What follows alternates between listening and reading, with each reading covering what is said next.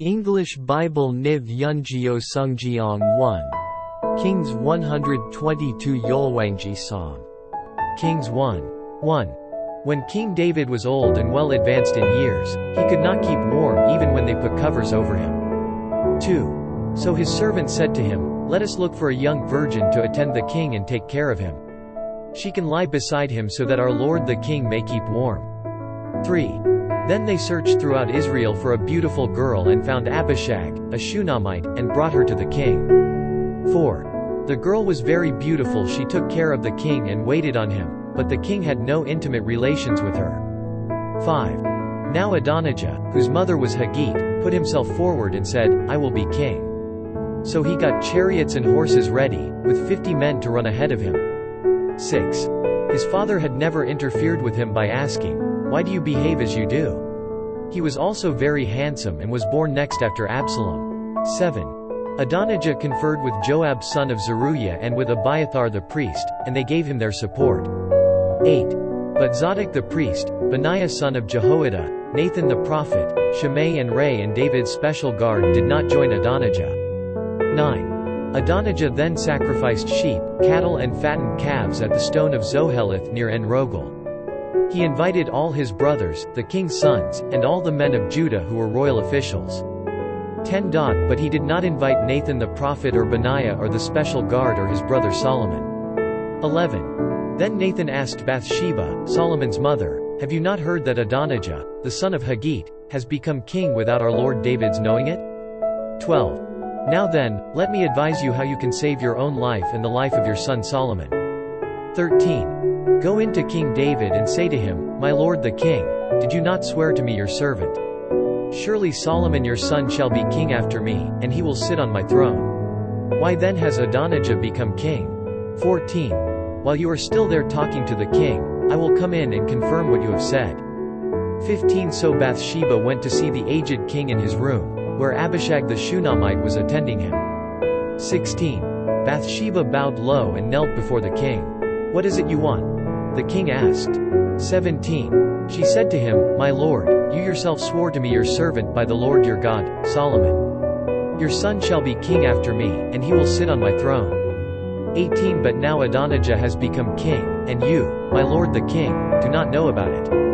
19. He has sacrificed great numbers of cattle, fattened calves, and sheep, and has invited all the king's sons, Abiathar the priest and Joab the commander of the army, but he has not invited Solomon your servant. 20. My lord the king, the eyes of all Israel are on you, to learn from you who will sit on the throne of my lord the king after him. 21. Otherwise, as soon as my lord the king is laid to rest with his fathers, I and my son Solomon will be treated as criminals. 22. While she was still speaking with the king, Nathan the prophet arrived. 23. And they told the king, "Nathan the prophet is here." So he went before the king and bowed with his face to the ground. 24. Nathan said, "Have you, my lord the king, declared that Adonijah shall be king after you, and that he will sit on your throne?" 25. Today he has gone down and sacrificed great numbers of cattle, fattened calves, and sheep. He has invited all the king's sons, the commanders of the army and Abiathar the priest. Right now they are eating and drinking with him and saying, "Long live King Adonijah." 26. But me your servant, and Zadok the priest, and Benaiah son of Jehoiada, and your servant Solomon he did not invite. 27. Is this something my lord the king has done without letting his servants know who should sit on the throne of my lord the king after him? 28. Then King David said, "Call in Bathsheba." So she came into the king's presence and stood before him. 29. The king then took an oath, "As surely as the Lord lives, who has delivered me out of every trouble." 30. I will surely carry out today what I swore to you by the Lord. The God of Israel, Solomon your son shall be king after me, and he will sit on my throne in my place. 31. Then Bathsheba bowed low with her face to the ground and, kneeling before the king, said, "May my lord King David live forever." 32. King David said, "Call in Zadok the priest, Nathan the prophet and Benaiah son of Jehoiada." When they came before the king. 33. He said to them, "Take your lord's servants with you and set Solomon my son on my own mule and take him down to Gihon." 34. There have Zadok the priest and Nathan the prophet anoint him king over Israel. Blow the trumpet and shout, Long live King Solomon. 35. Then you are to go up with him, and he is to come and sit on my throne and reign in my place. I have appointed him ruler over Israel and Judah. 36. Benaiah son of Jehoiada answered the king, Amen. May the Lord, the God of my lord the king, so declare it. 37. As the Lord was with my lord the king, so may he be with Solomon to make his throne even greater than the throne of my lord King David. 38.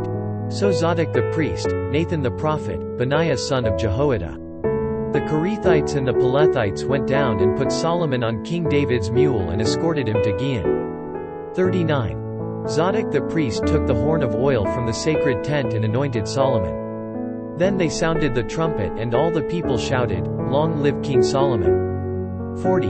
And all the people went up after him, playing flutes and rejoicing greatly, so that the ground shook with the sound. 41. Adonijah and all the guests who were with him heard it as they were finishing their feast. On hearing the sound of the trumpet, Joab asked, What's the meaning of all the noise in the city? 42. Even as he was speaking, Jonathan son of Abiathar the priest arrived. Adonijah said, Come in. A worthy man like you must be bringing good news. 43. Not at all. Jonathan answered, Our Lord King David has made Solomon king.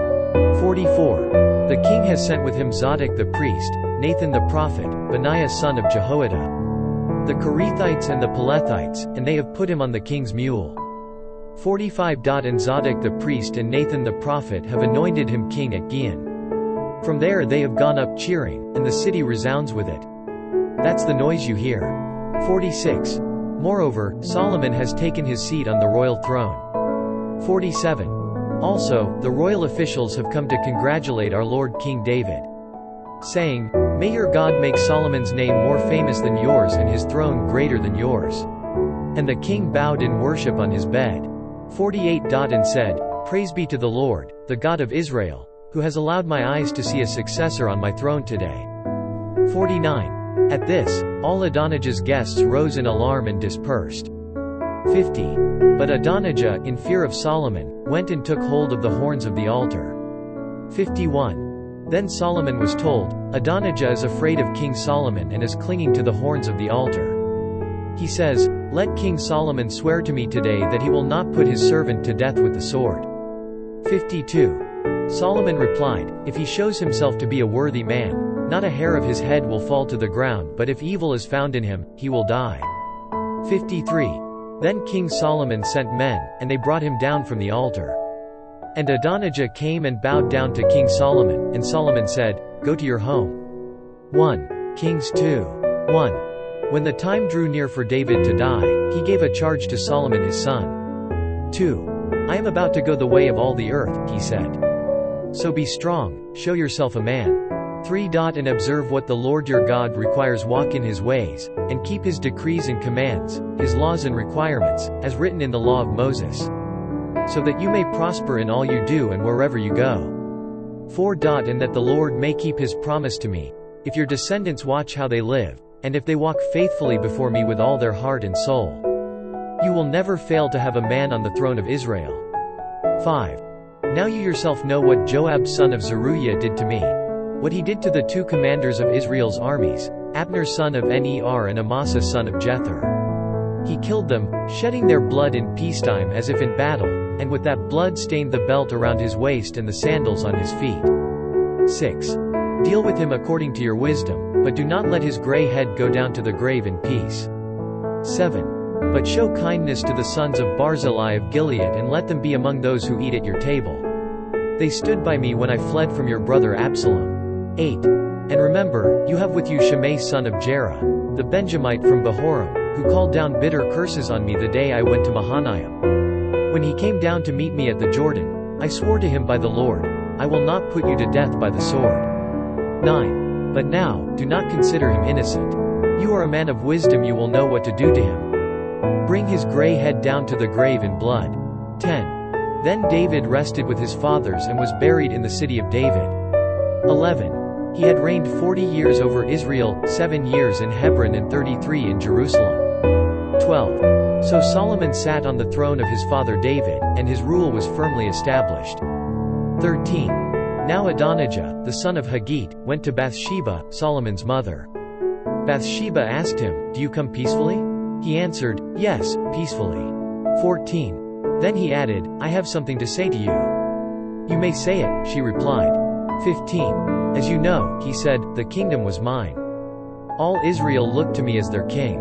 But things changed, and the kingdom has gone to my brother, for it has come to him from the Lord." 16. "Now I have one request to make of you. Do not refuse me." "You may make it," she said. 17. So he continued, "Please ask King Solomon. He will not refuse you, to give me Abishag the Shunammite as my wife." 18. "Very well," Bathsheba replied, "I will speak to the king for you." 19. When Bathsheba went to King Solomon to speak to him for Adonijah, the king stood up to meet her, bowed down to her and sat down on his throne. He had a throne brought for the king's mother, and she sat down at his right hand. 20. "I have one small request to make of you," she said. "Do not refuse me." The king replied, "Make it, my mother, I will not refuse you." 21. So she said, "Let Abishag the Shunammite be given in marriage to your brother Adonijah." 22. King Solomon answered his mother, "Why do you request Abishag the Shunammite for Adonijah? You might as well request the kingdom for him, after all. He is my older brother. Yes, for him and for Abiathar the priest and Joab son of Zeruiah." 23. Then King Solomon swore by the Lord, "May God deal with me, be it ever so severely, if Adonijah does not pay with his life for this request." 24. "And now, as surely as the Lord lives, he who has established me securely on the throne of my father David and has founded a dynasty for me as he promised, Adonijah shall be put to death today." 25. So King Solomon gave orders to Benaiah son of Jehoiada, and he struck down Adonijah and he died. 26. To Abiathar the priest the king said, "Go back to your fields in Anathoth. You deserve to die, but I will not put you to death now, because you carried the ark of the sovereign Lord before my father David and shared all my father's hardships." 27. So Solomon removed Abiathar from the priesthood of the Lord, fulfilling the word the Lord had spoken at Shiloh about the house of Eli. 28. When the news reached Joab, who had conspired with Adonijah, though not with Absalom, he fled to the tent of the Lord and took hold of the horns of the altar. 29. King Solomon was told that Joab had fled to the tent of the Lord and was beside the altar. Then Solomon ordered Benaiah son of Jehoiada, "Go, strike him down." 30. So Benaiah entered the tent of the Lord and said to Joab, "The king says, 'Come out.'" But he answered, "No, I will die here." Benaiah reported to the king, "This is how Joab answered me." 31. Then the king commanded Benaiah, "Do as he says. Strike him down and bury him, and so clear me and my father's house of the guilt of the innocent blood that Joab shed." 32. The Lord will repay him for the blood he shed, because without the knowledge of my father David he attacked 2 men and killed them with the sword. Both of them, Abner son of Ner, commander of Israel's army, and Amasa son of Jether, commander of Judah's army, were better men and more upright than he. 33. May the guilt of their blood rest on the head of Joab and his descendants forever. But on David and his descendants, his house and his throne, may there be the Lord's peace forever. 34. So Benaiah son of Jehoiada went up and struck down Joab and killed him, and he was buried on his own land in the desert. 35. The king put Benaiah son of Jehoiada over the army in Joab's position and replaced Abiathar with Zadok the priest. 36. Then the king sent for Shimei and said to him, "Build yourself a house in Jerusalem and live there, but do not go anywhere else." 37. The day you leave and cross the Kidron Valley, you can be sure you will die, your blood will be on your own head. 38. Shimei answered the king, "What you say is good. Your servant will do as my lord the king has said." And Shimei stayed in Jerusalem for a long time. 39. But 3 years later, 2 of Shimei's slaves ran off to Achish son of Maacah, king of Gath, and Shimei was told, "Your slaves are in Gath." 40. At this, he saddled his donkey and went to Achish at Gath in search of his slaves. So Shimei went away and brought the slaves back from Gath. 41. When Solomon was told that Shimei had gone from Jerusalem to Gath and had returned. 42. The king summoned Shimei and said to him, "Did I not make you swear by the Lord and warn you, on the day you leave to go anywhere else? You can be sure you will die. At that time you said to me, what you say is good. I will obey. 43. Why then did you not keep your oath to the Lord and obey the command I gave you? 44. The king also said to Shimei, you know in your heart all the wrong you did to my father David. Now the Lord will repay you for your wrongdoing. 45. But King Solomon will be blessed, and David's throne will remain secure before the Lord forever. 46. Then the king gave the order to Benaiah son of Jehoiada, and he went out and struck Shimei down and killed him. The kingdom was now firmly established in Solomon's hands. 1 Kings 3. 1. Solomon made an alliance with Pharaoh king of Egypt and married his daughter. He brought her to the city of David until he finished building his palace and the temple of the Lord, and the wall around Jerusalem. 2. The people, however, were still sacrificing at the high places, because a temple had not yet been built for the name of the Lord. 3. Solomon showed his love for the Lord by walking according to the statutes of his father David.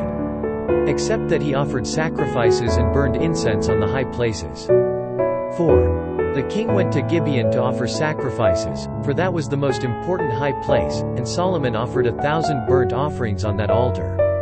5. At Gibeon the Lord appeared to Solomon during the night in a dream, and God said, ask for whatever you want me to give you. 6. Solomon answered, you have shown great kindness to your servant, my father David, because he was faithful to you and righteous and upright in heart. You have continued this great kindness to him and have given him a son to sit on his throne this very day. 7. Now, O Lord my God, you have made your servant king in place of my father David. But I am only a little child and do not know how to carry out my duties. 8. Your servant is here among the people you have chosen, a great people, too numerous to count or number. 9. So give your servant a discerning heart to govern your people and to distinguish between right and wrong. For who is able to govern this great people of yours? 10. The Lord was pleased that Solomon had asked for this. 11. So God said to him, since you have asked for this and not for long life or wealth for yourself, nor have asked for the death of your enemies but for discernment in administering justice. 12. I will do what you have asked. I will give you a wise and discerning heart, so that there will never have been anyone like you, nor will there ever be. 13. Moreover, I will give you what you have not asked for, both riches and honor, so that in your lifetime you will have no equal among kings. 14. And if you walk in my ways and obey my statutes and commands as David your father did, I will give you a long life.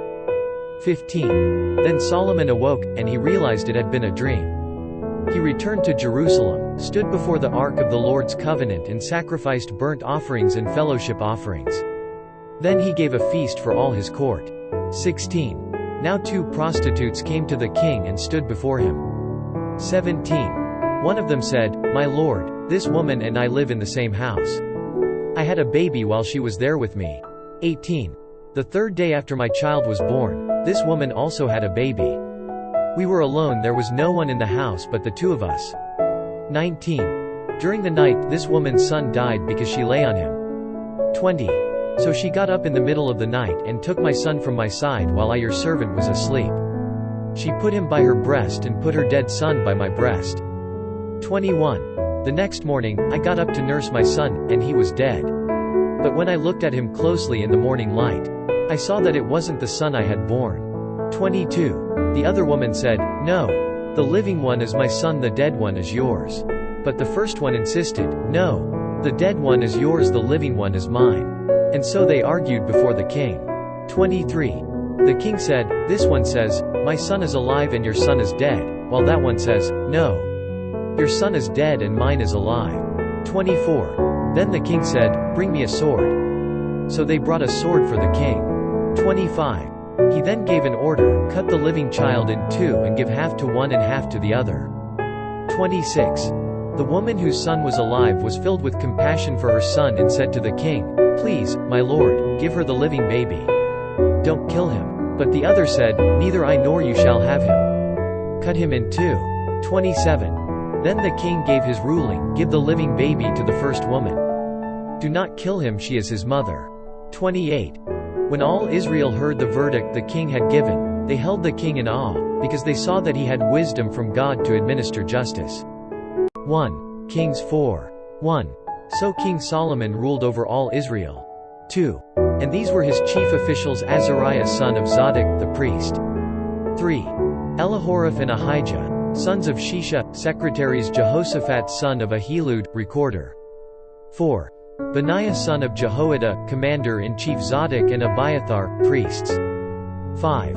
Azariah son of Nathan, in charge of the district officers: Zabud son of Nathan, a priest and personal advisor to the king. 6. Ahishar, in charge of the palace: Adoniram son of Abda, in charge of forced labor. 7. Solomon also had 12 district governors over all Israel, who supplied provisions for the king and the royal household.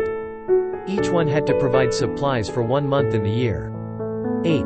These are their names: Ben-Hur, in the hill country of Ephraim. 9. Ben-Deker, in Makaz, Shalbim, Beth-Shemesh and Elon Bethhanan. 10. Ben-Hesed, in Arubath Soko, and all the land of Hepher were his. 11. Ben-Abinadab, in Naphath Dor, he was married to Taphith daughter of Solomon. 12. Bana son of Ahilud, in Tanakh and Megiddo, and in all of Beth-Shan next to Zarethan below Jezreel, from Beth-Shan to Abel-Mahala across to Jokmeam. 13. Ben-Jeber, in Ramoth-Gilead. The settlements of Jair son of Manasseh in Gilead were his, as well as the district of Argob in Bashan and its 60 large walled cities with bronze gate bars. 14. Ahinadab son of Iddo, in Mahanaim. 15. Ahimaaz, in Naphtali. He had married Basemath daughter of Solomon. 16. Bana son of Hushai, in Asher and in Aloth. 17. Jehoshaphat son of Peruah, in Issachar. 18. Shimei son of Elah, in Benjamin. 19. Jeber son of Uri, in Gilead, the country of Sihon king of the Amorites and the country of Og king of Bashan. He was the only governor over the district. 20.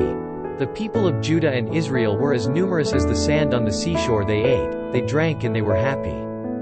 21. And Solomon ruled over all the kingdoms from the river to the land of the Philistines, as far as the border of Egypt. These countries brought tribute and were Solomon's subjects all his life. 22. Solomon's daily provisions were 30 cores of fine flour and 60 cores of meal.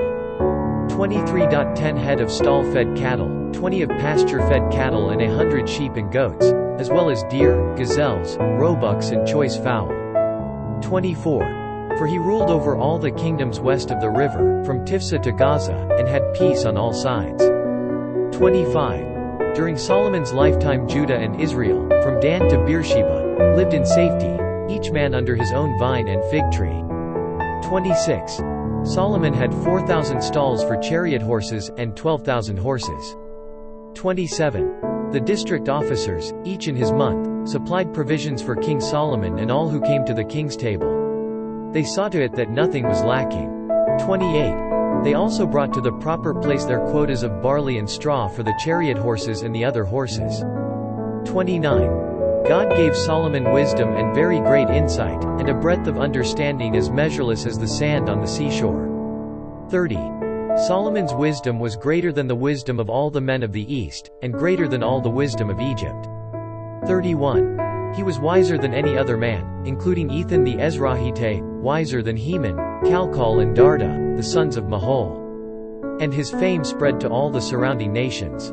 32. He spoke 3,000 proverbs and his songs numbered 1,005. 33. He described plant life, from the cedar of Lebanon to the hyssop that grows out of walls. He also taught about animals and birds, reptiles and fish. 34. Men of all nations came to listen to Solomon's wisdom, sent by all the kings of the world, who had heard of his wisdom. 1 Kings 5. 1. When Hiram king of Tyre heard that Solomon had been anointed king to succeed his father David, he sent his envoys to Solomon, because he had always been on friendly terms with David. 2. Solomon sent back this message to Hiram. 3. You know that because of the wars waged against my father David from all sides, he could not build a temple for the name of the Lord his God until the Lord put his enemies under his feet. 4. But now the Lord my God has given me rest on every side, and there is no adversary or disaster. 5. I intend, therefore, to build a temple for the name of the Lord my God, as the Lord told my father David, when he said, Your son whom I will put on the throne in your place will build the temple for my name. 6. So give orders that cedars of Lebanon be cut for me. My men will work with yours, and I will pay you for your men whatever wages you set. You know that we have no one so skilled in felling timber as the Sidonians." 7. When Hiram heard Solomon's message, he was greatly pleased and said, "Praise be to the Lord today. For he has given David a wise son to rule over this great nation." 8. So Hiram sent word to Solomon, "I have received the message you sent me and will do all you want in providing the cedar and pine logs. 9 My men will haul them down from Lebanon to the sea, and I will float them in rafts by sea to the place you specify. There I will separate them and you can take them away. And you are to grant my wish by providing food for my royal household." 10. In this way Hiram kept Solomon supplied with all the cedar and pine logs he wanted. 11. And Solomon gave Hiram 20,000 cores of wheat as food for his household, in addition to 20,000 baths of pressed olive oil. Solomon continued to do this for Hiram year after year. 12. The Lord gave Solomon wisdom, just as he had promised him. There were peaceful relations between Hiram and Solomon, and the two of them made a treaty. 13. King Solomon conscripted laborers from all Israel, 30,000 men. 14. He sent them off to Lebanon in shifts of 10,000 a month, so that they spent 1 month in Lebanon and 2 months at home. Adoniram was in charge of the forced labor. 15. Solomon had 70,000 carriers and 80,000 stonecutters in the hills. 16. As well as 3,300 foremen who supervised the project and directed the workmen. 17. At the king's command they removed from the quarry large blocks of quality stone to provide a foundation of dressed stone for the temple. 18. The craftsmen of Solomon and Hiram and the men of Gebal cut and prepared the timber and stone for the building of the temple. 1 Kings 6. 1. In the 480th year after the Israelites had come out of Egypt, in the 4th year of Solomon's reign over Israel, in the month of Ziv, the 2nd month, he began to build the temple of the Lord. 2. The temple that King Solomon built for the Lord was 60 cubits long, 20 wide and 30 high. 3. The portico at the front of the main hall of the temple extended the width of the temple, that is 20 cubits, and projected 10 cubits from the front of the temple. 4. He made narrow clerestory windows in the temple. 5. Against the walls of the main hall and inner sanctuary he built a structure around the building, in which there were side rooms. 6. The lowest floor was 5 cubits wide, the middle floor 6 cubits and the third floor 7. He made offset ledges around the outside of the temple so that nothing would be inserted into the temple walls. 7. In building the temple, only blocks dressed at the quarry were used, and no hammer, chisel or any other iron tool was heard at the temple site while it was being built. 8. The entrance to the lowest floor was on the south side of the temple. A stairway led up to the middle level and from there to the third. 9. So he built the temple and completed it, roofing it with beams and cedar planks. 10. And he built the side rooms all along the temple. The height of each was 5 cubits, and they were attached to the temple by beams of cedar. 11. The word of the Lord came to Solomon. 12. As for this temple you are building, if you follow my decrees, carry out my regulations and keep all my commands and obey them, I will fulfill through you the promise I gave to David your father. 13. And I will live among the Israelites and will not abandon my people Israel. 14. So Solomon built the temple and completed it. 15. He lined its interior walls with cedar boards, paneling them from the floor of the temple to the ceiling, and covered the floor of the temple with planks of pine. 16. He partitioned off 20 cubits at the rear of the temple, with cedar boards from floor to ceiling to form within the temple an inner sanctuary, the most holy place. 17. The main hall in front of this room was 40 cubits long. 18. The inside of the temple was cedar, carved with gourds and open flowers. Everything was cedar, no stone was to be seen. 19. He prepared the inner sanctuary within the temple to set the Ark of the Covenant of the Lord there.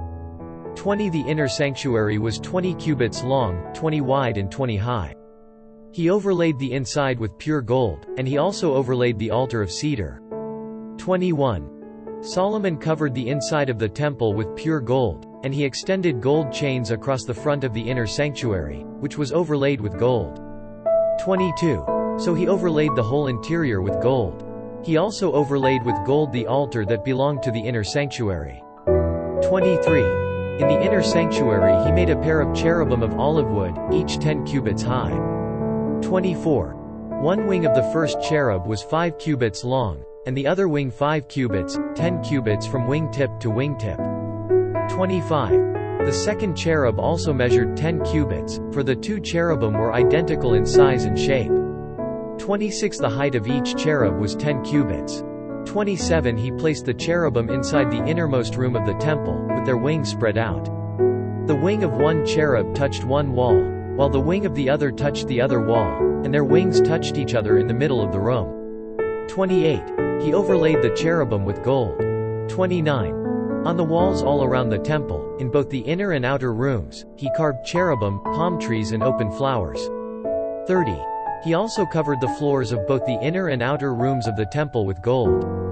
31. For the entrance of the inner sanctuary he made doors of olive wood with 5-sided jambs. 32. And on the 2 olive wood doors he carved cherubim, palm trees and open flowers, and overlaid the cherubim and palm trees with beaten gold. 33. In the same way he made 4-sided jambs of olive wood for the entrance to the main hall. 34. He also made 2 pine doors, each having 2 leaves that turned in sockets. 35. He carved cherubim, palm trees and open flowers on them and overlaid them with gold hammered evenly over the carvings. 36. And he built the inner courtyard of 3 courses of dressed stone and 1 course of trimmed cedar beams. 37. The foundation of the temple of the Lord was laid in the 4th year, in the month of Ziv. 38. In the 11th year in the month of Bul, the 8th month, the temple was finished in all its details according to its specifications. He had spent 7 years building it. 1 Kings 7. 1. It took Solomon 13 years, however, to complete the construction of his palace. 2. He built the palace of the forest of Lebanon, 100 cubits long, 50 wide and 30 high, with 4 rows of cedar columns supporting trimmed cedar beams. 3. It was roofed with cedar above the beams that rested on the columns, 45 beams, 15 to a row. 4. Its windows were placed high in sets of 3, facing each other. 5. All the doorways had rectangular frames. They were in the front part in sets of 3, facing each other. 6. He made a colonnade 50 cubits long and 30 wide. In front of it was a portico, and in front of that were pillars and an overhanging roof. 7. He built the throne hall, the hall of justice, where he was to judge, and he covered it with cedar from floor to ceiling. 8. In the palace in which he was to live, set farther back, was similar in design. Solomon also made a palace like this hall for Pharaoh's daughter, whom he had married.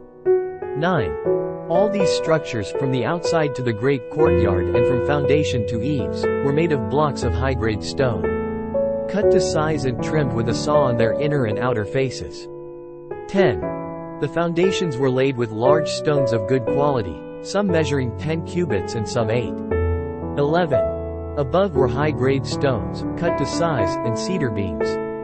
12. The great courtyard was surrounded by a wall of 3 courses of dressed stone and 1 course of trimmed cedar beams, as was the inner courtyard of the temple of the Lord with its portico. 13. King Solomon sent to Tyre and brought Hiram, 14, whose mother was a widow from the tribe of Naphtali and whose father was a man of Tyre and a craftsman in bronze. Hiram was highly skilled and experienced in all kinds of bronze work. He came to King Solomon and did all the work assigned to him. 15. He cast 2 bronze pillars, each 18 cubits high and 12 cubits around, by line.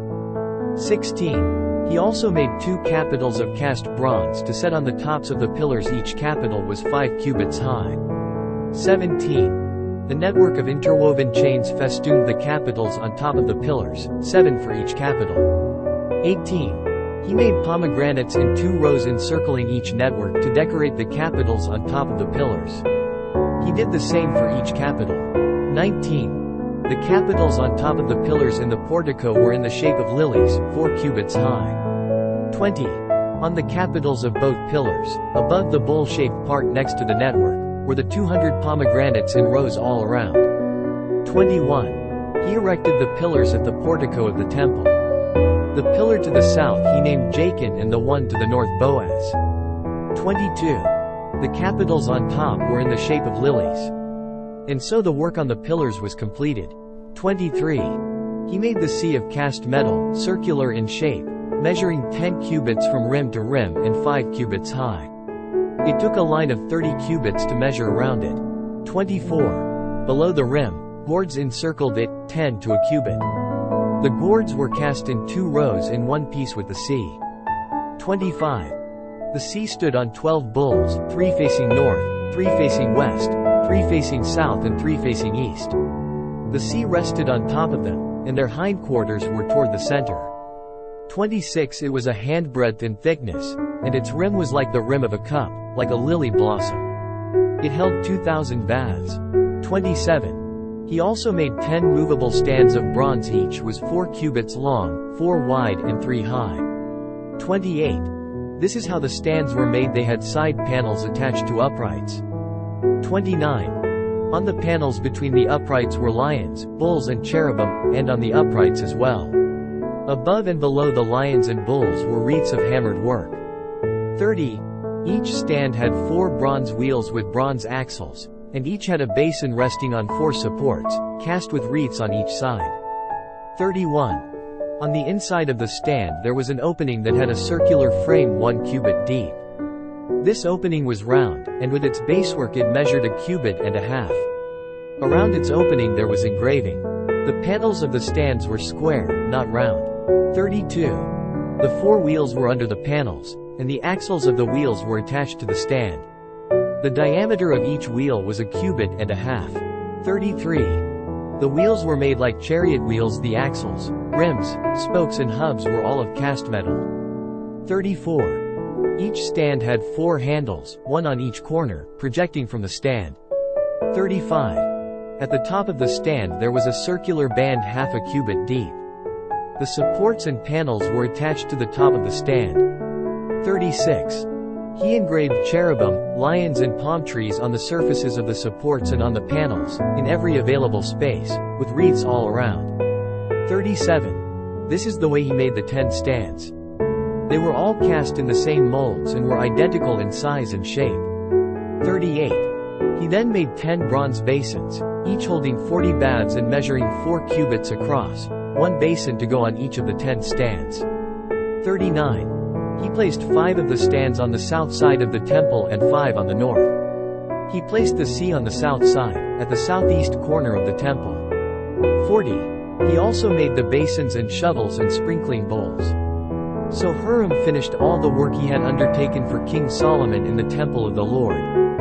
41. The 2 pillars, the 2 bowl-shaped capitals on top of the pillars, the 2 sets of network decorating the 2 bowl-shaped capitals on top of the pillars. 42. The 400 pomegranates for the 2 sets of network, 2 rows of pomegranates for each network, decorating the bowl-shaped capitals on top of the pillars. 43. The 10 stands with their 10 basins. 44. The sea and the 12 bulls under it. 45. The pots, shovels and sprinkling bowls. All these objects that Hiram made for King Solomon for the temple of the Lord were of burnished bronze. 46. The king had them cast in clay molds in the plain of the Jordan between Succoth and Zarethan. 47. Solomon left all these things unweighed, because there were so many the weight of the bronze was not determined. 48. Solomon also made all the furnishings that were in the Lord's temple, the golden altar, the golden table on which was the bread of the presence. 49. The lampstands of pure gold, 5 on the right and 5 on the left, in front of the inner sanctuary, the gold floral work and lamps and tongs. 50. The pure gold basins, wig trimmers, sprinkling bowls, dishes and censers, and the gold sockets for the doors of the innermost room, the most holy place, and also for the doors of the main hall of the temple. 51. When all the work King Solomon had done for the temple of the Lord was finished, he brought in the things his father David had dedicated, the silver and gold and the furnishings, and he placed them in the treasuries of the Lord's temple. 1 Kings 8. 1. Then King Solomon summoned into his presence at Jerusalem the elders of Israel, all the heads of the tribes and the chiefs of the Israelite families, to bring up the ark of the Lord's covenant from Zion, the city of David. 2. All the men of Israel came together to King Solomon at the time of the festival in the month of Ethanim, the 7th month. 3. When all the elders of Israel had arrived, the priests took up the ark. 4. And they brought up the ark of the Lord and the tent of meeting and all the sacred furnishings in it. The priests and Levites carried them up. 5. And King Solomon and the entire assembly of Israel that had gathered about him were before the ark, sacrificing so many sheep and cattle that they could not be recorded or counted. 6. The priests then brought the ark of the Lord's covenant to its place in the inner sanctuary of the temple, the most holy place, and put it beneath the wings of the cherubim. 7. The cherubim spread their wings over the place of the ark and overshadowed the ark and its carrying poles. 8. These poles were so long that their ends could be seen from the holy place in front of the inner sanctuary, but not from outside the holy place, and they are still there today. 9. There was nothing in the ark except the 2 stone tablets that Moses had placed in it at Horeb, where the Lord made a covenant with the Israelites after they came out of Egypt.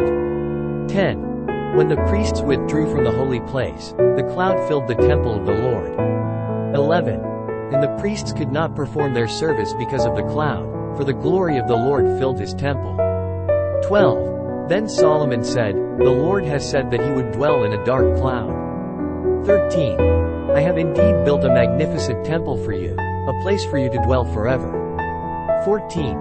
While the whole assembly of Israel was standing there, the king turned around and blessed them. 15. Then he said, "Praise be to the Lord, the God of Israel, who with his own hand has fulfilled what he promised with his own mouth to my father David. For he said, 16, Since the day I brought my people Israel out of Egypt, I have not chosen a city in any tribe of Israel to have a temple built for my name to be there, but I have chosen David to rule my people Israel." 17. My father David had it in his heart to build a temple for the name of the Lord, the God of Israel. 18. But the Lord said to my father David, "Because it was in your heart to build a temple for my name, you did well to have this in your heart." 19. Nevertheless, you are not the one to build the temple, but your son, who is your own flesh and blood. He is the one who will build the temple for my name. 20. The Lord has kept the promise he made. I have succeeded David, my father, and now I sit on the throne of Israel, just as the Lord promised, and I have built the temple for the name of the Lord, the God of Israel. 21. I have provided a place there for the ark, in which is the covenant of the Lord that he made with our fathers when he brought them out of Egypt. 22. Then Solomon stood before the altar of the Lord in front of the whole assembly of Israel, spread out his hands toward heaven. 23. And said, "O Lord, God of Israel, there is no God like you in heaven above or on earth below you, who keep your covenant of love with your servants who continue wholeheartedly in your way." 24. You have kept your promise to your servant David my father. With your mouth you have promised, and with your hand you have fulfilled it, as it is today. 25. Now Lord, God of Israel, keep for your servant David my father the promises you made to him when you said, "You shall never fail to have a man to sit before me on the throne of Israel." If only your sons are careful in all they do to walk before me as you have done. 26. And now, O God of Israel, let your word that you promised your servant David my father come true. 27. But will God really dwell on earth? The heavens, even the highest heaven, cannot contain you. How much less this temple I have built? 28. Yet give attention to your servant's prayer and his plea for mercy, O Lord my God. Hear the cry and the prayer that your servant is praying in your presence this day. 29. May your eyes be open toward this temple night and day, this place of which you said, "My name shall be there," so that you will hear the prayer your servant prays toward this place. 30. Hear the supplication of your servant and of your people Israel when they pray toward this place. Hear from heaven, your dwelling place, and when you hear, forgive. 31. When a man wrongs his neighbor and is required to take an oath and he comes and swears the oath before your altar in this temple. 32. Then hear from heaven and act. Judge between your servants, condemning the guilty and bringing down on his own head what he has done. Declare the innocent not guilty, and so establish his innocence. 33.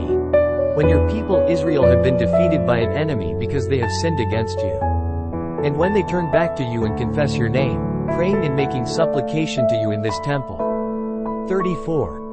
Then hear from heaven and forgive the sin of your people Israel and bring them back to the land you gave to their fathers. 35. When the heavens are shut up and there is no rain because your people have sinned against you. And when they pray toward this place and confess your name and turn from their sin because you have afflicted them. 36. Then hear from heaven and forgive the sin of your servants, your people Israel. Teach them the right way to live, and send rain on the land you gave your people for an inheritance. 37. When famine or plague comes to the land, or blight or mildew, locusts or grasshoppers, or when an enemy besieges them in any of their cities, whatever disaster or disease may come. 38. And when a prayer or plea is made by any of your people, Israel, each one aware of the afflictions of his own heart, and spreading out his hands toward this temple. 39. Then hear from heaven, your dwelling place. Forgive and deal with each man according to all he does, since you know his heart, for you alone know the hearts of all men. 40. So that they will fear you all the time they live in the land you gave our fathers. 41. As for the foreigner who does not belong to your people Israel but has come from a distant land because of your name. 42. For men will hear of your great name and your mighty hand and your outstretched arm, when he comes and prays toward this temple. 43. Then hear from heaven, your dwelling place, and do whatever the foreigner asks of you, so that all the peoples of the earth may know your name and fear you, as do your own people Israel, and may know that this house I have built bears your name. 44. When your people go to war against their enemies, wherever you send them, and when they pray to the Lord toward the city you have chosen and the temple I have built for your name. 45. Then hear from heaven their prayer and their plea, and uphold their cause. 46. When they sin against you, for there is no one who does not sin, and you become angry with them and give them over to the enemy, who takes them captive to his own land, far away or near. 47. And if they have a change of heart in the land where they are held captive, and repent and plead with you in the land of their conquerors and say, we have sinned, we have done wrong, we have acted wickedly. 48. And if they turn back to you with all their heart and soul in the land of their enemies, who took them captive, and pray to you toward the land you gave their fathers, toward the city you have chosen and the temple I have built for your name. 49. Then from heaven, your dwelling place, hear their prayer and their plea, and uphold their cause. 50. And forgive your people, who have sinned against you. Forgive all the offenses they have committed against you, and cause their conquerors to show them mercy. 51. For they are your people and your inheritance, whom you brought out of Egypt, out of that iron smelting furnace. 52. May your eyes be open to your servant's plea and to the plea of your people Israel, and may you listen to them whenever they cry out to you. 53. For you singled them out from all the nations of the world to be your own inheritance, just as you declared through your servant Moses when you, O sovereign Lord, brought our fathers out of Egypt. 54. When Solomon had finished all these prayers and supplications to the Lord, he rose from before the altar of the Lord, where he had been kneeling with his hands spread out toward heaven. 55. He stood and blessed the whole assembly of Israel in a loud voice, saying, 56. Praise be to the Lord, who has given rest to his people Israel just as he promised. Not one word has failed of all the good promises he gave through his servant Moses. 57. May the Lord our God be with us as he was with our fathers, may he never leave us nor forsake us. 58. May he turn our hearts to him, to walk in all his ways and to keep the commands, decrees and regulations he gave our fathers. 59. And may these words of mine, which I have prayed before the Lord, be near to the Lord our God day and night, that he may uphold the cause of his servant and the cause of his people Israel according to each day's need. 60. So that all the peoples of the earth may know that the Lord is God and that there is no other. 61. But your hearts must be fully committed to the Lord our God, to live by his decrees and obey his commands, as at this time. 62. Then the king and all Israel with him offered sacrifices before the Lord. 63. Solomon offered a sacrifice of fellowship offerings to the Lord 22,000 cattle and 120,000 sheep and goats. So the king and all the Israelites dedicated the temple of the Lord. 64. On that same day the king consecrated the middle part of the courtyard in front of the temple of the Lord, and there he offered burnt offerings, grain offerings and the fat of the fellowship offerings, because the bronze altar before the Lord was too small to hold the burnt offerings, the grain offerings and the fat of the fellowship offerings. 65. So Solomon observed the festival at that time, and all Israel with him, a vast assembly, people from Labo Hamath to the Wadi of Egypt. They celebrated it before the Lord our God for 7 days and 7 days more, 14 days in all. 66. On the following day he sent the people away. They blessed the king and then went home, joyful and glad in heart for all the good things the Lord had done for his servant David and his people Israel. 1 Kings 9. 1. When Solomon had finished building the temple of the Lord and the royal palace, and had achieved all he had desired to do. 2. The Lord appeared to him a second time, as he had appeared to him at Gibeon. 3. The Lord said to him, I have heard the prayer and plea you have made before me. I have consecrated this temple, which you have built, by putting my name there forever. My eyes and my heart will always be there.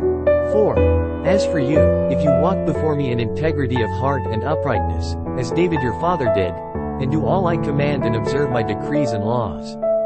5. I will establish your royal throne over Israel forever. As I promised David your father when I said, you shall never fail to have a man on the throne of Israel. 6. But if you or your sons turn away from me and do not observe the commands and decrees I have given you and go off to serve other gods and worship them. 7. Then I will cut off Israel from the land I have given them and will reject this temple I have consecrated for my name. Israel will then become a byword and an object of ridicule among all peoples. 8.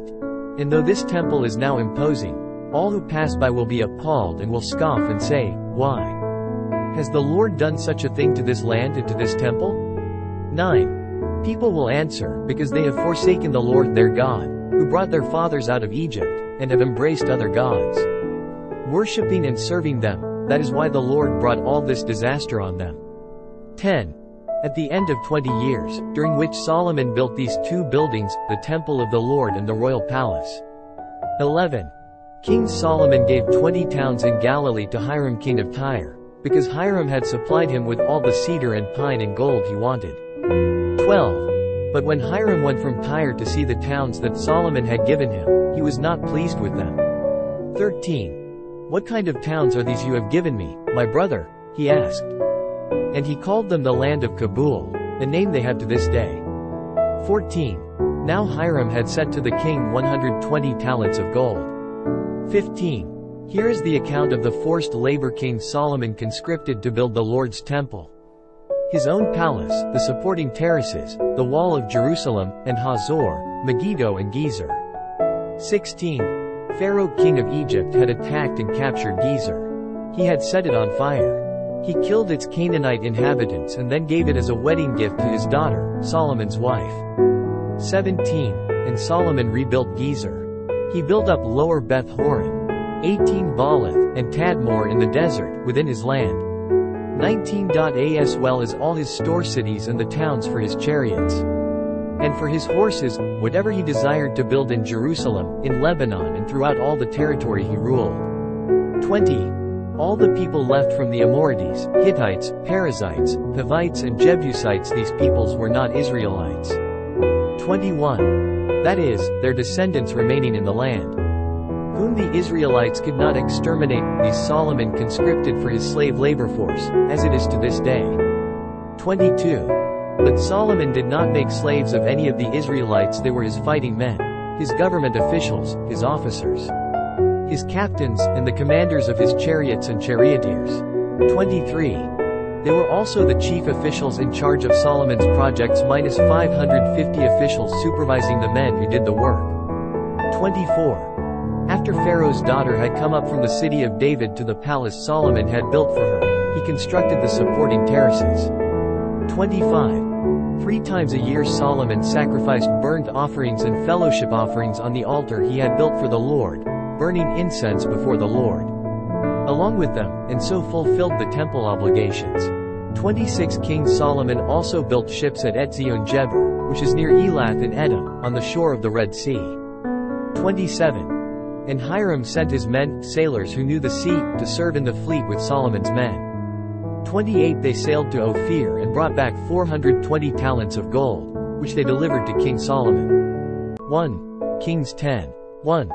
When the queen of Sheba heard about the fame of Solomon and his relation to the name of the Lord, she came to test him with hard questions. 2. Arriving at Jerusalem with a very great caravan, with camels carrying spices, large quantities of gold, and precious stones, she came to Solomon and talked with him about all that she had on her mind. 3.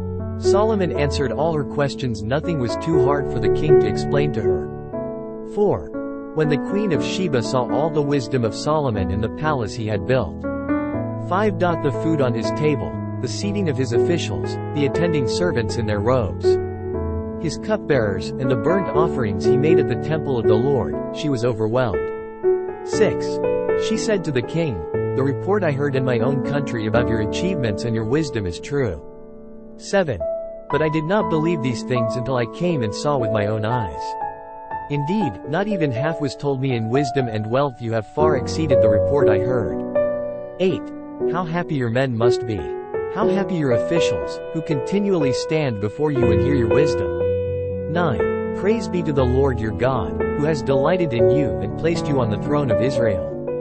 Because of the Lord's eternal love for Israel, he has made you king, to maintain justice and righteousness. 10. And she gave the king 120 talents of gold, large quantities of spices, and precious stones. Never again were so many spices brought in as those the Queen of Sheba gave to King Solomon. 11. Hiram's ships brought gold from Ophir, and from there they brought great cargoes of almugwood and precious stones. 12. The king used the almugwood to make supports for the temple of the Lord and for the royal palace, and to make harps and lyres for the musicians. So much almugwood has never been imported or seen since that day. 13. King Solomon gave the Queen of Sheba all she desired and asked for, besides what he had given her out of his royal bounty. Then she left and returned with her retinue to her own country. 14. The weight of the gold that Solomon received yearly was 666 talents. 15. Not including the revenues from merchants and traders and from all the Arabian kings and the governors of the land. 16. King Solomon made 200 large shields of hammered gold. 600 bekas of gold went into each shield. 17. He also made 300 small shields of hammered gold, with 3 minas of gold in each shield. The king put them in the palace of the forest of Lebanon. 18. Then the king made a great throne inlaid with ivory and overlaid with fine gold. 19.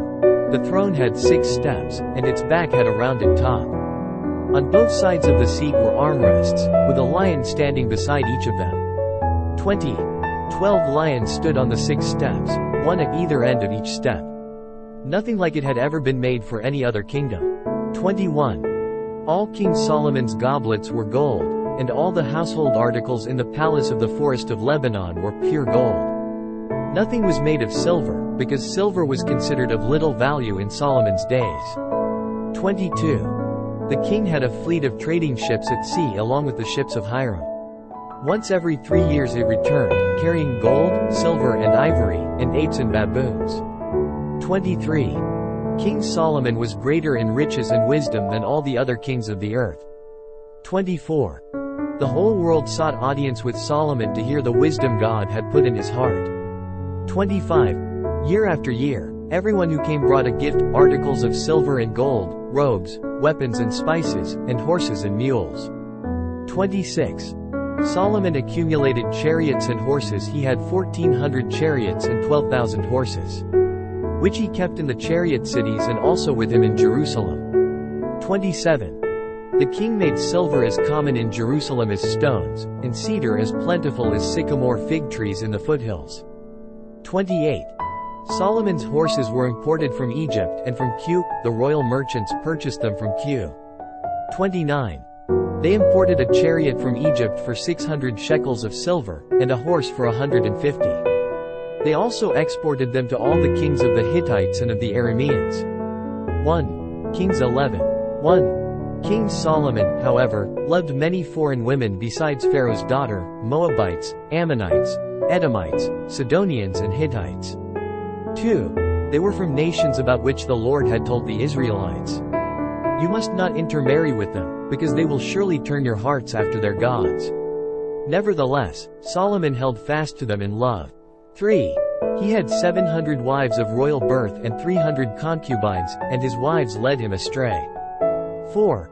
As Solomon grew old, his wives turned his heart after other gods, and his heart was not fully devoted to the Lord, his God, as the heart of David his father had been.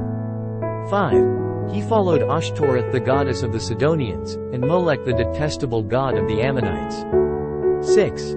So Solomon did evil in the eyes of the Lord. He did not follow the Lord completely, as David his father had done. 7. On a hill east of Jerusalem, Solomon built a high place for Chemosh the detestable god of Moab, and for Molech the detestable god of the Ammonites. 8. He did the same for all his foreign wives, who burned incense and offered sacrifices to their gods. 9. The Lord became angry with Solomon because his heart had turned away from the Lord, the God of Israel, who had appeared to him twice. 10. Although he had forbidden Solomon to follow other gods, Solomon did not keep the Lord's command. 11. So the Lord said to Solomon, "Since this is your attitude and you have not kept my covenant and my decrees, which I commanded you, I will most certainly tear the kingdom away from you and give it to one of your subordinates." 12. Nevertheless, for the sake of David your father, I will not do it during your lifetime. I will tear it out of the hand of your son. 13. Yet I will not tear the whole kingdom from him, but will give him one tribe for the sake of David my servant and for the sake of Jerusalem, which I have chosen. 14.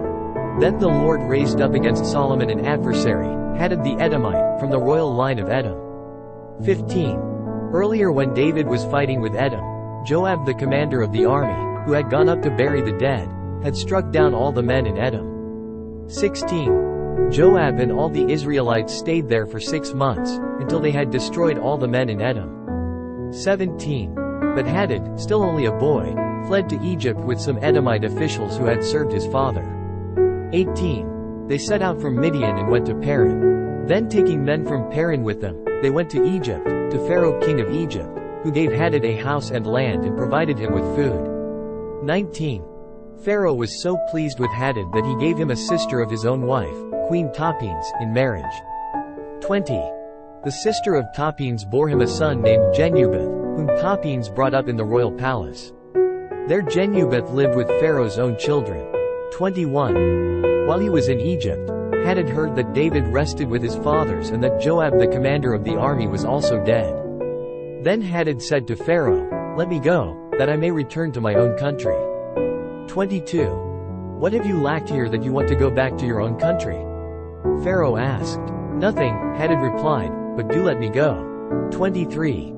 And God raised up against Solomon another adversary, Rezin son of Eliada, who had fled from his master, Hadadezer king of Zobah. 24. He gathered men around him and became the leader of a band of rebels when David destroyed the forces of Zobah. The rebels went to Damascus, where they settled and took control. 25. Rezin was Israel's adversary as long as Solomon lived, adding to the trouble caused by Hadad. So Rezin ruled in Aram and was hostile toward Israel. 26. Also, Jeroboam son of Nebat rebelled against the king. He was one of Solomon's officials, an Ephraimite from Zerida, and his mother was a widow named Zeruah. 27. Here is the account of how he rebelled against the king. Solomon had built the supporting terraces and had filled in the gap in the wall of the city of David his father. 28. Now Jeroboam was a man of standing, and when Solomon saw how well the young man did his work, he put him in charge of the whole labor force of the house of Joseph. 29. About that time Jeroboam was going out of Jerusalem, and Ahijah the prophet of Shiloh met him on the way, wearing a new cloak. The two of them were alone out in the country. 30. And Ahijah took hold of the new cloak he was wearing and tore it into 12 pieces. 31. Then he said to Jeroboam, "Take 10 pieces for yourself, for this is what the Lord, the God of Israel, says, See, I am going to tear the kingdom out of Solomon's hand and give you 10 tribes. 32. But for the sake of my servant David and the city of Jerusalem, which I have chosen out of all the tribes of Israel, he will have 1 tribe. 33. I will do this because they have forsaken me and worshipped Ashtoreth the goddess of the Sidonians, Chemosh the god of the Moabites, and Molech the god of the Ammonites, and have not walked in my ways, nor done what is right in my eyes, nor kept my statutes and laws as David, Solomon's father, did. 34. But I will not take the whole kingdom out of Solomon's hand. I have made him ruler all the days of his life for the sake of David, my servant, whom I chose and who observed my commands and statutes. 35. I will take the kingdom from his son's hands and give you 10 tribes. 36. I will give 1 tribe to his son so that David my servant may always have a lamp before me in Jerusalem, the city where I chose to put my name. 37. However, as for you, I will take you, and you will rule over all that your heart desires. You will be king over Israel. 38. If you do whatever I command you and walk in my ways, and do what is right in my eyes by keeping my statutes and commands, as David my servant did, I will be with you. I will build you a dynasty as enduring as the one I built for David and will give Israel to you. 39. I will humble David's descendants because of this, but not forever. 40. Solomon tried to kill Jeroboam, but Jeroboam fled to Egypt, to Shishak the king, and stayed there until Solomon's death. 41. As for the other events of Solomon's reign, all he did and the wisdom he displayed, are they not written in the book of the Annals of Solomon? 42. Solomon reigned in Jerusalem over all Israel 40 years. 43. Then he rested with his fathers and was buried in the city of David his father. And Rehoboam his son succeeded him as king. 1 Kings 12. 1. Rehoboam went to Shechem, for all the Israelites had gone there to make him king. 2. When Jeroboam son of Nebat heard this, he was still in Egypt, where he had fled from King Solomon. He returned from Egypt. 3. So they sent for Jeroboam, and he and the whole assembly of Israel went to Rehoboam and said to him, 4. Your father put a heavy yoke on us, but now lighten the harsh labor and the heavy yoke he put on us, and we will serve you. 5.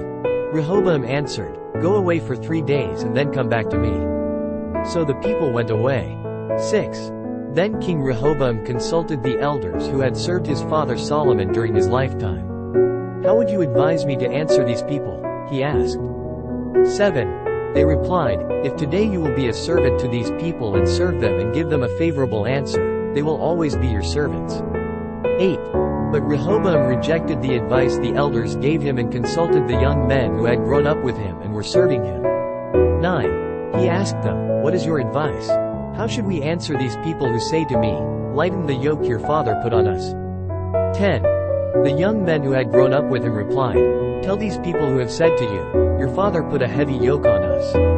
But make our yoke lighter. Tell them, My little finger is thicker than my father's waist. 11. My father laid on you a heavy yoke, I will make it even heavier. My father scourged you with whips, I will scourge you with scorpions. 12. 3 days later Jeroboam and all the people returned to Rehoboam, as the king had said, Come back to me in 3 days. 13. The king answered the people harshly, rejecting the advice given him by the elders. 14. He followed the advice of the young men and said, My father made your yoke heavy, I will make it even heavier. My father scourged you with whips, I will scourge you with scorpions. 15. So the king did not listen to the people, for this turn of events was from the Lord, to fulfill the word. The Lord had spoken to Jeroboam son of Nebat through Ahijah the Shilonite. 16. When all Israel saw that the king refused to listen to them, they answered the king, What share do we have in David? What part in Jesse's son? To your tents, O Israel. Look after your own house, O David. So the Israelites went home. 17. But as for the Israelites who were living in the towns of Judah, Rehoboam still ruled over them. 18. King Rehoboam sent out Adoniram, who was in charge of forced labor, but all Israel stoned him to death. King Rehoboam, however, managed to get into his chariot and escape to Jerusalem. 19. So Israel has been in rebellion against the house of David to this day. 20. When all the Israelites heard that Jeroboam had returned, they sent and called him to the assembly and made him king over all Israel. Only the tribe of Judah remained loyal to the house of David. 21. When Rehoboam arrived in Jerusalem, he mustered the whole house of Judah and the tribe of Benjamin, 180,000 fighting men, to make war against the house of Israel and to regain the kingdom for Rehoboam son of Solomon. 22. But this word of God came to Shemaiah the man of God. 23. Say to Rehoboam son of Solomon king of Judah, to the whole house of Judah and Benjamin, and to the rest of the people, 24. This is what the Lord says: do not go up to fight against your brothers, the Israelites. Go home, every one of you, for this is my doing. So they obeyed the word of the Lord and went home again, as the Lord had ordered. 25. Then Jeroboam fortified Shechem in the hill country of Ephraim and lived there. From there he went out and built up Peniel. 26. Jeroboam thought to himself, the kingdom will now likely revert to the house of David. 27. If these people go up to offer sacrifices at the temple of the Lord in Jerusalem, they will again give their allegiance to their Lord, Rehoboam king of Judah. They will kill me and return to King Rehoboam. 28. After seeking advice, the king made 2 golden calves. He said to the people, it is too much for you to go up to Jerusalem. Here are your gods, O Israel, who brought you up out of Egypt. 29. One he set up in Bethel, and the other in Dan. 30. And this thing became a sin. The people went even as far as Dan to worship the one there. 31. Jeroboam built shrines on high places and appointed priests from all sorts of people, even though they were not Levites. 32. He instituted a festival on the 15th day of the 8th month, like the festival held in Judah, and offered sacrifices on the altar. This he did in Bethel, sacrificing to the calves he had made. And at Bethel he also installed priests at the high places he had made. 33. On the 15th day of the 8th month, a month of his own choosing, he offered sacrifices on the altar he had built at Bethel. So he instituted the festival for the Israelites and went up to the altar to make offerings. 1 Kings 13. 1. By the word of the Lord a man of God came from Judah to Bethel, as Jeroboam was standing by the altar to make an offering. 2. He cried out against the altar by the word of the Lord, O altar, altar. This is what the Lord says, a son named Josiah will be born to the house of David. On you he will sacrifice the priests of the high places who now make offerings here, and human bones will be burned on you. 3. That same day the man of God gave a sign. This is the sign the Lord has declared: the altar will be split apart and the ashes on it will be poured out. 4. When King Jeroboam heard what the man of God cried out against the altar at Bethel, he stretched out his hand from the altar and said, Seize him. But the hand he stretched out toward the man shriveled up, so that he could not pull it back. 5. Also, the altar was split apart and its ashes poured out according to the sign given by the man of God by the word of the Lord. 6. Then the king said to the man of God, Intercede with the Lord your God and pray for me that my hand may be restored. So the man of God interceded with the Lord, and the king's hand was restored and became as it was before. 7. The king said to the man of God, Come home with me and have something to eat, and I will give you a gift. 8. But the man of God answered the king, Even if you were to give me half your possessions, I would not go with you, nor would I eat bread or drink water here. 9. For I was commanded by the word of the Lord, You must not eat bread or drink water or return by the way you came. 10. So he took another road and did not return by the way he had come to Bethel. 11. Now there was a certain old prophet living in Bethel, whose sons came and told him all that the man of God had done there that day. They also told their father what he had said to the king. 12. Their father asked them, Which way did he go? And his sons showed him which road the man of God from Judah had taken. 13. So he said to his sons, Saddle the donkey for me. And when they had saddled the donkey for him, he mounted it. 14. And rode after the man of God. He found him sitting under an oak tree and asked, Are you the man of God who came from Judah? I am, he replied. 15. So the prophet said to him, Come home with me and eat. 16. The man of God said, I cannot turn back and go with you, nor can I eat bread or drink water with you in this place. 17. I have been told by the word of the Lord, You must not eat bread or drink water there or return by the way you came. 18. The old prophet answered, I too am a prophet, as you are. And an angel said to me by the word of the Lord, Bring him back with you to your house so that he may eat bread and drink water. But he was lying to him. 19. So the man of God returned with him and ate and drank in his house. 20. While they were sitting at the table, the word of the Lord came to the old prophet who had brought him back. 21. He cried out to the man of God who had come from Judah. This is what the Lord says, You have defied the word of the Lord and have not kept the command the Lord your God gave you. 22. You came back and ate bread and drank water in the place where he told you not to eat or drink. Therefore your body will not be buried in the tomb of your fathers. 23. When the man of God had finished eating and drinking, the prophet who had brought him back saddled his donkey for him. 24. As he went on his way, a lion met him on the road and killed him. And his body was thrown down on the road, with both the donkey and the lion standing beside it. 25. Some people who passed by saw the body thrown down there, with the lion standing beside the body. And they went and reported it in the city where the old prophet lived. 26. When the prophet who had brought him back from his journey heard of it, he said, "It is the man of God who defied the word of the Lord. The Lord has given him over to the lion, which has mauled him and killed him, as the word of the Lord had warned him." 27. The prophet said to his sons, "Saddle the donkey for me," and they did so. 28. Then he went out and found the body thrown down on the road, with the donkey and the lion standing beside it. The lion had neither eaten the body nor mauled the donkey. 29. So the prophet picked up the body of the man of God, laid it on the donkey, and brought it back to his own city to mourn for him and bury him. 30. Then he laid the body in his own tomb, and they mourned over him and said, "Oh, my brother." 31. After burying him, he said to his sons, "When I die, bury me in the grave where the man of God is buried, lay my bones beside his bones." 32. For the message he declared by the word of the Lord against the altar in Bethel, and against all the shrines on the high places in the towns of Samaria will certainly come true. 33. Even after this, Jeroboam did not change his evil ways, but once more appointed priests for the high places from all sorts of people. Anyone who wanted to become a priest he consecrated for the high places. 34.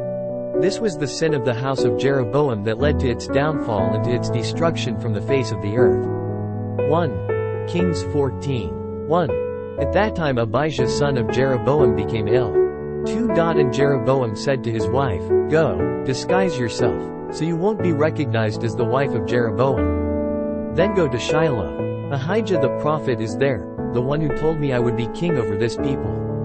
3. Take 10 loaves of bread with you, some cakes and a jar of honey, and go to him. He will tell you what will happen to the boy. 4. So Jeroboam's wife did what he said and went to Ahijah's house in Shiloh. Now Ahijah could not see, his sight was gone because of his age. 5. But the Lord had told Ahijah, "Jeroboam's wife is coming to ask you about her son, for he is ill, and you are to give her such and such an answer. When she arrives, she will pretend to be someone else." 6. So when Ahijah heard the sound of her footsteps at the door, he said, "Come in, wife of Jeroboam. Why this pretense? I have been sent to you with bad news." 7. Go, tell Jeroboam that this is what the Lord, the God of Israel, says, "I raised you up from among the people and made you a leader over my people Israel." 8. I tore the kingdom away from the house of David and gave it to you, but you have not been like my servant David, who kept my commands and followed me with all his heart, doing only what was right in my eyes. 9. You have done more evil than all who lived before you. You have made for yourself other gods, idols made of metal. You have provoked me to anger and thrust me behind your back. 10. Because of this, I am going to bring disaster on the house of Jeroboam. I will cut off from Jeroboam every last male in Israel, slave or free. I will burn up the house of Jeroboam as one burns dung, until it is all gone. 11. Dogs will eat those belonging to Jeroboam who die in the city, and the birds of the air will feed on those who die in the country. The Lord has spoken. 12. As for you, go back home. When you set foot in your city, the boy will die. 13. All Israel will mourn for him and bury him. He is the only one belonging to Jeroboam who will be buried, because he is the only one in the house of Jeroboam, in whom the Lord, the God of Israel, has found anything good. 14. The Lord will raise up for himself a king over Israel who will cut off the family of Jeroboam. This is the day. What? Yes, even now. 15. And the Lord will strike Israel, so that it will be like a reed swaying in the water. He will uproot Israel from this good land that he gave to their forefathers and scatter them beyond the river, because they provoked the Lord to anger by making Asherah poles. 16. and he will give Israel up because of the sins Jeroboam has committed and has caused Israel to commit. 17. Then Jeroboam's wife got up and left and went to Tirzah. As soon as she stepped over the threshold of the house, the boy died. 18. They buried him, and all Israel mourned for him, as the Lord had said through his servant the prophet Ahijah. 19. The other events of Jeroboam's reign, his wars and how he ruled, are written in the book of the annals of the kings of Israel. 20. He reigned for 22 years and then rested with his fathers. And Nadab his son succeeded him as king. 21. Rehoboam son of Solomon was king in Judah. He was 41 years old when he became king, and he reigned 17 years in Jerusalem, the city the Lord had chosen out of all the tribes of Israel in which to put his name. His mother's name was Naamah, she was an Ammonite. 22. Judah did evil in the eyes of the Lord. By the sins they committed they stirred up his jealous anger more than their fathers had done. 23. They also set up for themselves high places, sacred stones and Asherah poles on every high hill and under every spreading tree. 24. There were even male shrine prostitutes in the land. The people engaged in all the detestable practices of the nations the Lord had driven out before the Israelites. 25.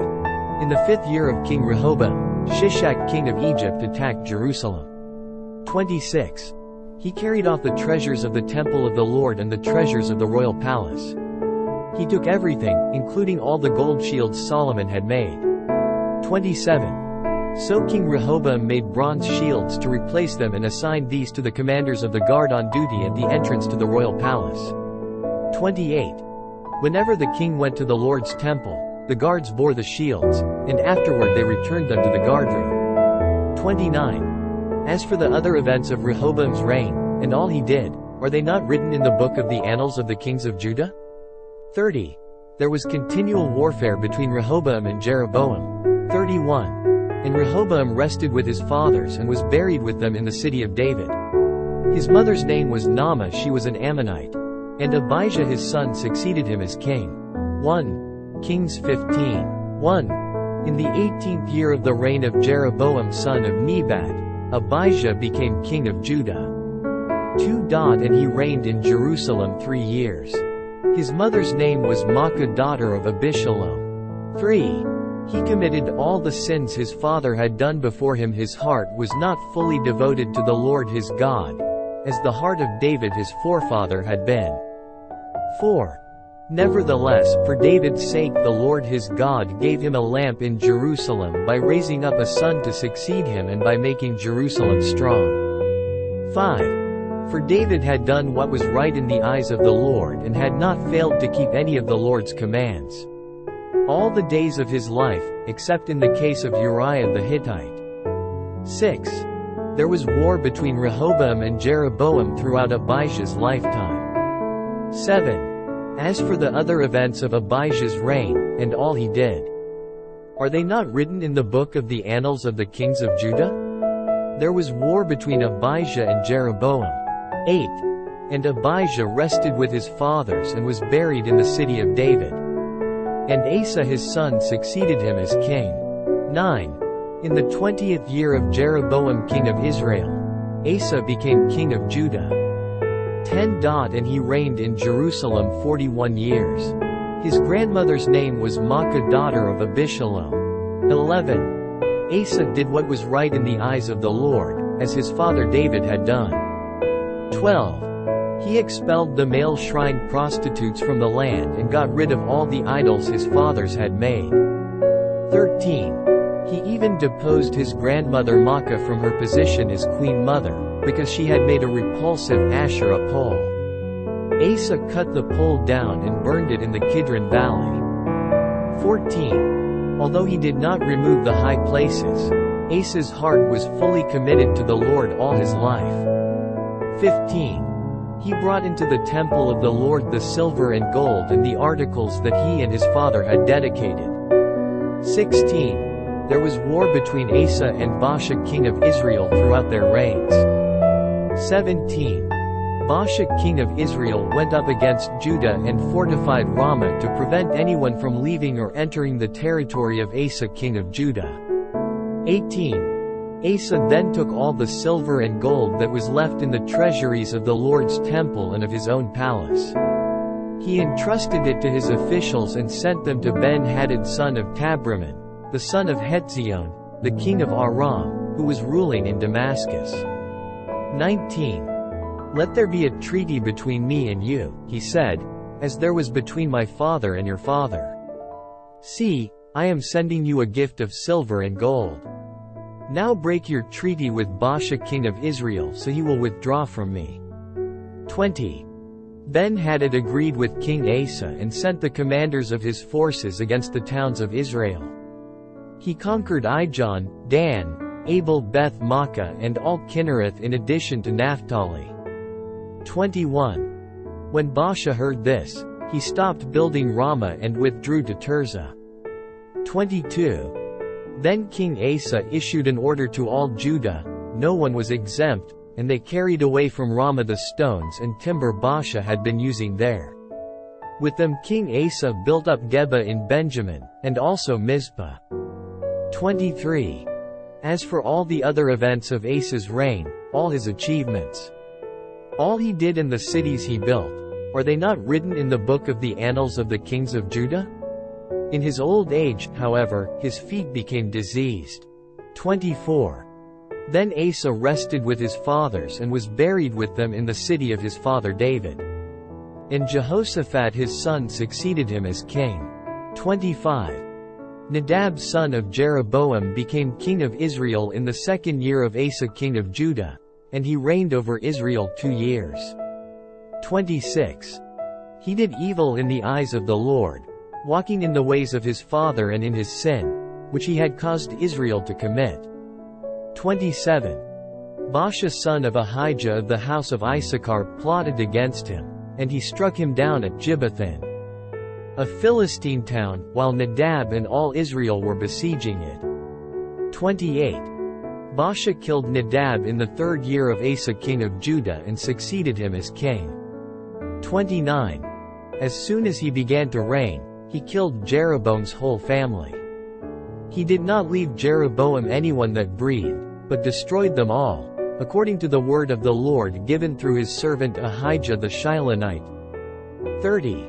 Because of the sins Jeroboam had committed and had caused Israel to commit, and because he provoked the Lord, the God of Israel, to anger. 31. As for the other events of Nadab's reign, and all he did, are they not written in the book of the annals of the kings of Israel? 32. There was war between Asa and Baasha king of Israel throughout their reigns. 33.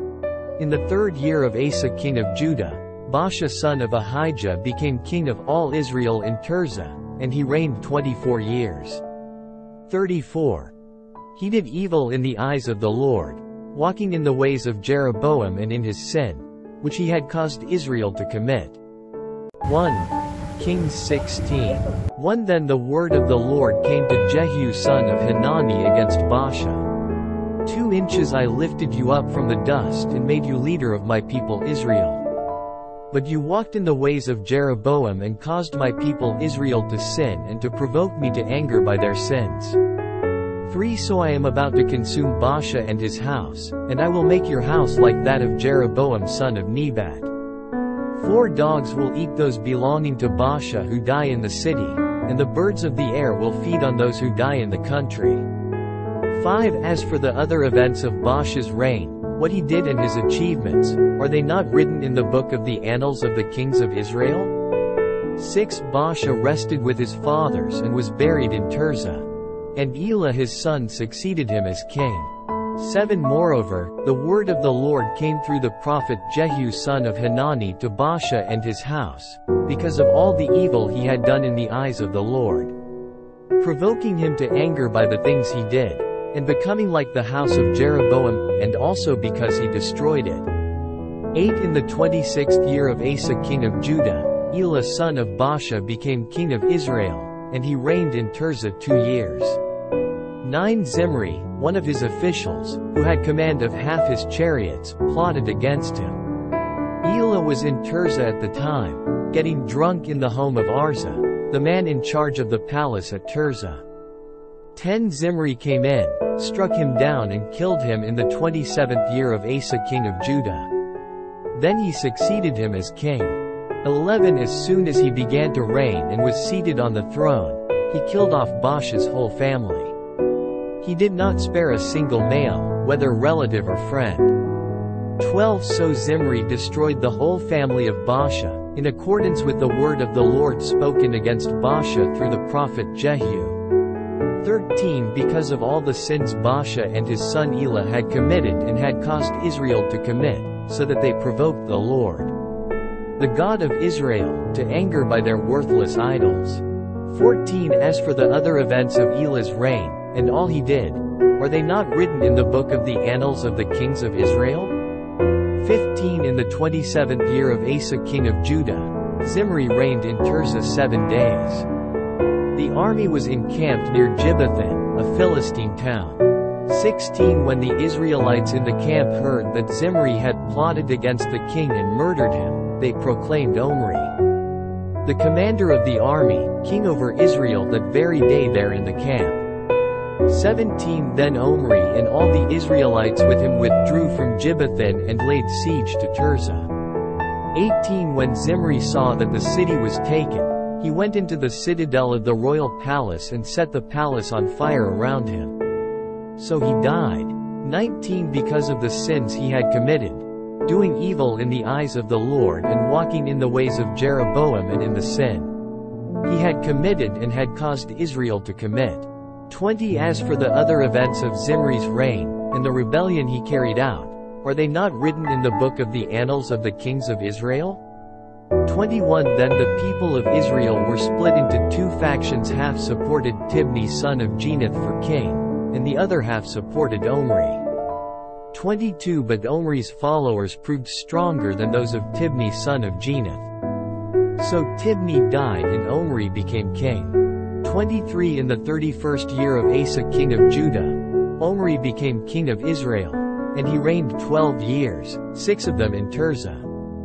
24 He bought the hill of Samaria from Shemer for 2 talents of silver and built a city on the hill, calling it Samaria, after Shemer, the name of the former owner of the hill. 25 But Omri did evil in the eyes of the Lord and sinned more than all those before him.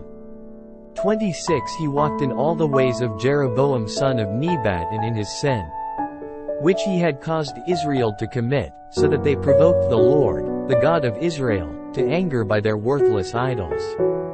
27 As for the other events of Omri's reign, what he did and the things he achieved, are they not written in the book of the annals of the kings of Israel? 28 Omri rested with his fathers and was buried in Samaria, and Ahab his son succeeded him as king. 29 In the 38th year of Asa king of Judah, Ahab son of Omri became king of Israel, and he reigned in Samaria over Israel 22 years. 30 Ahab son of Omri did more evil in the eyes of the Lord than any of those before him.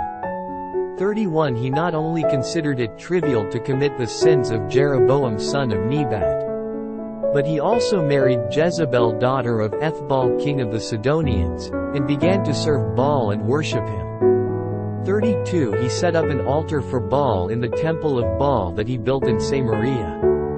33 Ahab also made an Asherah pole and did more to provoke the Lord, the God of Israel, to anger than did all the kings of Israel before him. 34 In Ahab's time, Hiel of Bethel rebuilt Jericho.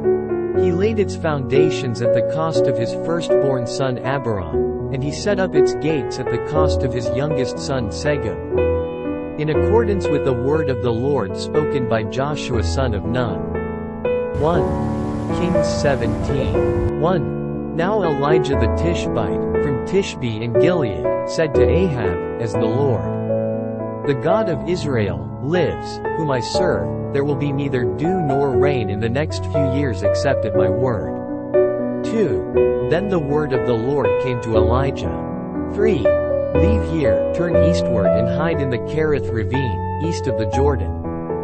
4 You will drink from the brook, and I have ordered the ravens to feed you there. 5 So he did what the Lord had told him. He went to the Kerith ravine, east of the Jordan, and stayed there. 6. The ravens brought him bread and meat in the morning and bread and meat in the evening, and he drank from the brook. 7. Sometime later the brook dried up because there had been no rain in the land. 8.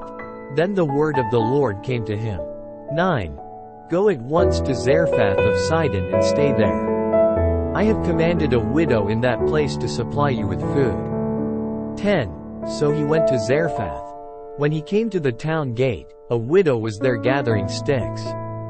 He called to her and asked, Would you bring me a little water in a jar so I may have a drink?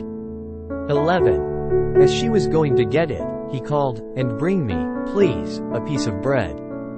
12. As surely as the Lord your God lives, she replied, I don't have any bread, only a handful of flour in a jar and a little oil in a jug. I am gathering a few sticks to take home and make a meal for myself and my son, that we may eat it, and die. 13. Elijah said to her, Don't be afraid. Go home and do as you have said. But first make a small cake of bread for me from what you have and bring it to me, and then make something for yourself and your son. 14. For this is what the Lord, the God of Israel, says. The jar of flour will not be used up and the jug of oil will not run dry until the day the Lord gives rain on the land. 15. She went away and did as Elijah had told her. So there was food every day for Elijah and for the woman and her family. 16. For the jar of flour was not used up and the jug of oil did not run dry, in keeping with the word of the Lord spoken by Elijah. 17. Sometime later the son of the woman who owned the house became ill. He grew worse and worse, and finally stopped breathing. 18. She said to Elijah, What do you have against me, man of God? Did you come to remind me of my sin and kill my son? 19. Give me your son, Elijah replied. He took him from her arms, carried him to the upper room where he was staying, and laid him on his bed. 20. Then he cried out to the Lord, O Lord my God, have you brought tragedy also upon this widow I am staying with, by causing her son to die? 21. Then he stretched himself out on the boy 3 times and cried to the Lord, O Lord my God, let this boy's life return to him. 22. The Lord heard Elijah's cry, and the boy's life returned to him, and he lived. 23.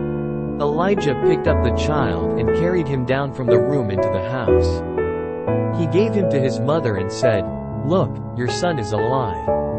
24. Then the woman said to Elijah, Now I know that you are a man of God and that the word of the Lord from your mouth is the truth. 1 Kings 18:1.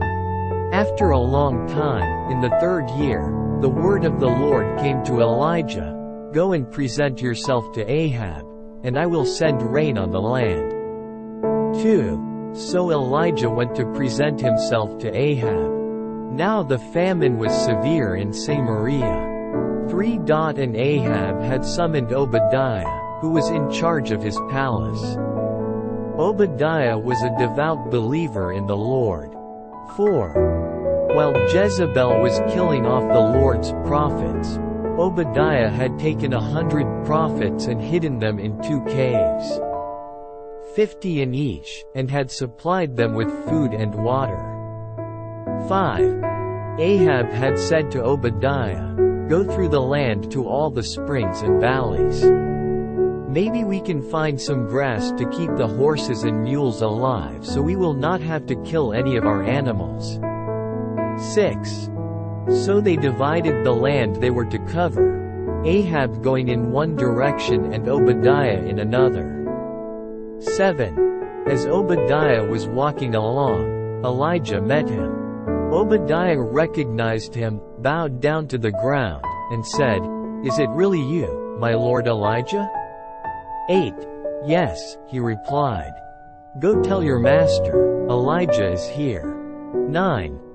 What have I done wrong, asked Obadiah, that you are handing your servant over to Ahab to be put to death?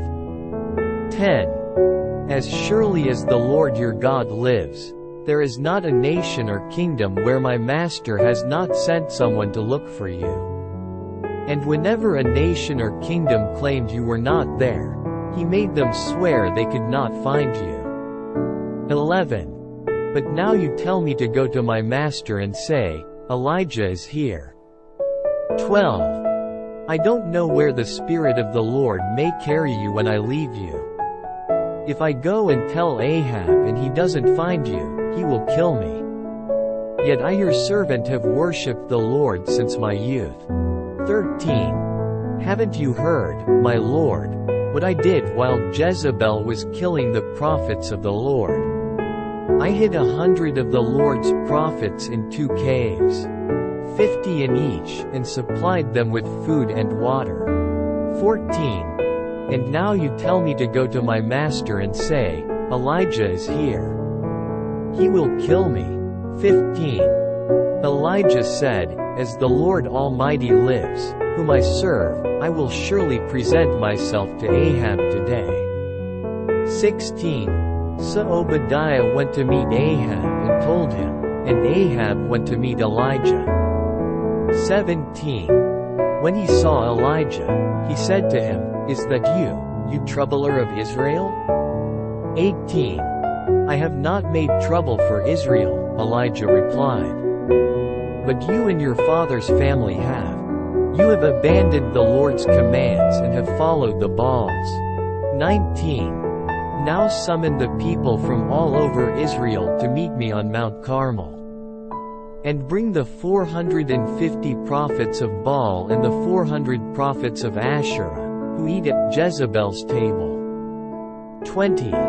So Ahab sent word throughout all Israel and assembled the prophets on Mount Carmel. 21. Elijah went before the people and said, How long will you waver between two opinions? If the Lord is God, follow him, but if Baal is God, follow him. But the people said nothing. 22. Then Elijah said to them, I am the only one of the Lord's prophets left, but Baal has 450 prophets. 23. Get 2 bulls for us. Let them choose one for themselves, and let them cut it into pieces and put it on the wood but not set fire to it. I will prepare the other bull and put it on the wood but not set fire to it. 24. Then you call on the name of your God, and I will call on the name of the Lord. The God who answers by fire, he is God. Then all the people said, What you say is good. 25. Elijah said to the prophets of Baal, Choose one of the bulls and prepare it first, since there are so many of you. Call on the name of your God, but do not light the fire.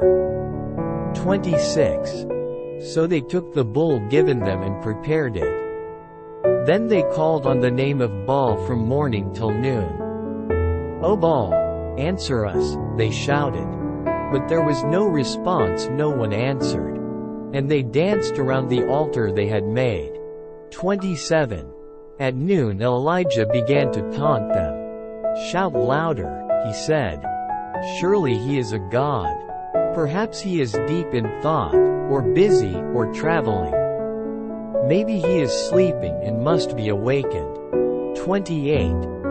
So they shouted louder and slashed themselves with swords and spears, as was their custom, until their blood flowed. 29. Midday passed, and they continued their frantic prophesying until the time for the evening sacrifice. But there was no response, no one answered, no one paid attention. 30. Then Elijah said to all the people, Come here to me. They came to him, and he repaired the altar of the Lord, which was in ruins. 31. Elijah took 12 stones, one for each of the tribes descended from Jacob, to whom the word of the Lord had come, saying, Your name shall be Israel. 32. With the stones he built an altar in the name of the Lord, and he dug a trench around it large enough to hold 2 seahs of seed. 33. arranged the wood, cut the bull into pieces and laid it on the wood. Then he said to them, "Fill 4 large jars with water and pour it on the offering and on the wood." 34. "Do it again," he said, and they did it again. "Do it a 3rd time," he ordered, and they did it the 3rd time. 35. The water ran down around the altar and even filled the trench. 36. At the time of sacrifice, the prophet Elijah stepped forward and prayed, "O Lord, God of Abraham, Isaac and Israel, let it be known today that you are God in Israel and that I am your servant and have done all these things at your command." 37. "Answer me, O Lord, answer me, so these people will know that you, O Lord, are God, and that you are turning their hearts back again." 38. Then the fire of the Lord fell and burned up the sacrifice, the wood, the stones and the soil, and also licked up the water in the trench. 39. When all the people saw this, they fell prostrate and cried, "The Lord, He is God! The Lord, He is God!" 40. Then Elijah commanded them, "Seize the prophets of Baal. Don't let anyone get away." They seized them, and Elijah had them brought down to the Kishon Valley and slaughtered there. 41. And Elijah said to Ahab, "Go, eat and drink, for there is the sound of a heavy rain." 42. So Ahab went off to eat and drink, but Elijah climbed to the top of Carmel, bent down to the ground and put his face between his knees. 43. "Go and look toward the sea," he told his servant. And he went up and looked. "There is nothing there," he said. 7 times Elijah said, "Go back." 44. The 7th time the servant reported, "A cloud as small as a man's hand is rising from the sea." So Elijah said, "Go and tell Ahab, hitch up your chariot and go down before the rain stops you." 45. Meanwhile, the sky grew black with clouds, the wind rose, a heavy rain came on and Ahab rode off to Jezreel. 46. The power of the Lord came upon Elijah and, tucking his cloak into his belt, he ran ahead of Ahab all the way to Jezreel. 1.Kings 19:1. Now Ahab told Jezebel everything Elijah had done and how he had killed all the prophets with the sword. 2. So Jezebel sent a messenger to Elijah to say, "May the gods deal with me, be it ever so severely, if by this time tomorrow I do not make your life like that of one of them." 3. Elijah was afraid and ran for his life. When he came to Beersheba in Judah, he left his servant there. 4. While he himself went a day's journey into the desert, he came to a broom tree, sat down under it and prayed that he might die. "I have had enough, Lord," he said. "Take my life, I am no better than my ancestors." 5. Then he lay down under the tree and fell asleep. All at once an angel touched him and said, "Get up and eat." 6. He looked around, and there by his head was a cake of bread baked over hot coals, and a jar of water. He ate and drank and then lay down again. 7. The angel of the Lord came back a 2nd time and touched him and said, "Get up and eat, for the journey is too much for you." 8. So he got up and ate and drank. Strengthened by that food, he traveled 40 days and 40 nights until he reached Horeb, the mountain of God. 9. There he went into a cave and spent the night. And the word of the Lord came to him, "What are you doing here, Elijah?" 10. He replied, "I have been very zealous for the Lord God Almighty. The Israelites have rejected your covenant, broken down your altars, and put your prophets to death with the sword. I am the only one left, and now they are trying to kill me too. 11. The Lord said, Go out and stand on the mountain in the presence of the Lord, for the Lord is about to pass by. Then a great and powerful wind tore the mountains apart and shattered the rocks before the Lord, but the Lord was not in the wind. After the wind there was an earthquake, but the Lord was not in the earthquake. 12. After the earthquake came a fire, but the Lord was not in the fire. And after the fire came a gentle whisper. 13. When Elijah heard it, he pulled his cloak over his face and went out and stood at the mouth of the cave. Then a voice said to him, What are you doing here, Elijah? 14. He replied, I have been very zealous for the Lord God Almighty. The Israelites have rejected your covenant, broken down your altars, and put your prophets to death with the sword. I am the only one left, and now they are trying to kill me too. 15. The Lord said to him, Go back the way you came, and go to the desert of Damascus. When you get there, anoint Hazael king over Aram. 16. Also, anoint Jehu son of Nimshi king over Israel. And anoint Elisha son of Shaphat from Abel-Mahalah to succeed you as prophet. 17. Jehu will put to death any who escape the sword of Hazael, and Elisha will put to death any who escape the sword of Jehu. 18. Yet I reserve 7,000 in Israel, all whose knees have not bowed down to Baal and all whose mouths have not kissed him. 19. So Elijah went from there and found Elisha son of Shaphat. He was plowing with 12 yoke of oxen, and he himself was driving the 12th pair. Elijah went up to him and threw his cloak around him. 20. Elisha then left his oxen and ran after Elijah. Let me kiss my father and mother goodbye, he said, and then I will come with you. Go back, Elijah replied. What have I done to you?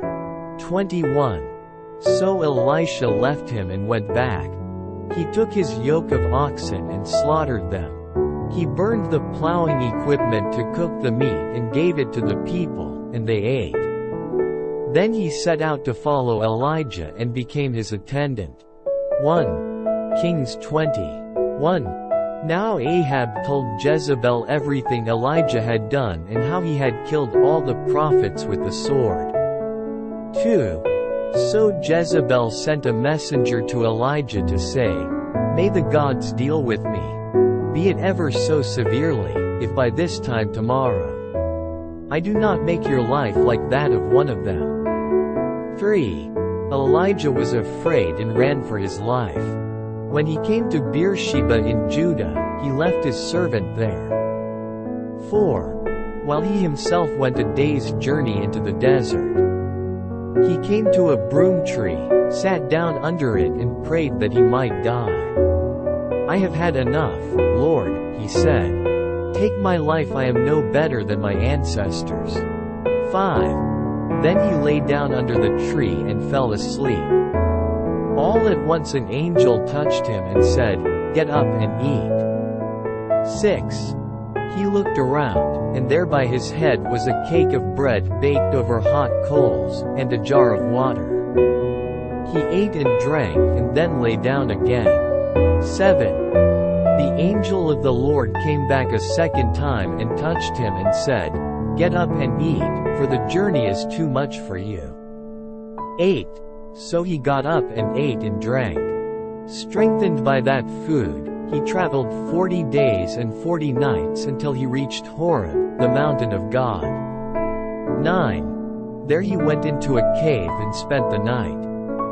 And the word of the Lord came to him, What are you doing here, Elijah? 10. He replied, I have been very zealous for the Lord God Almighty. The Israelites have rejected your covenant, broken down your altars, and put your prophets to death with the sword. I am the only one left, and now they are trying to kill me too.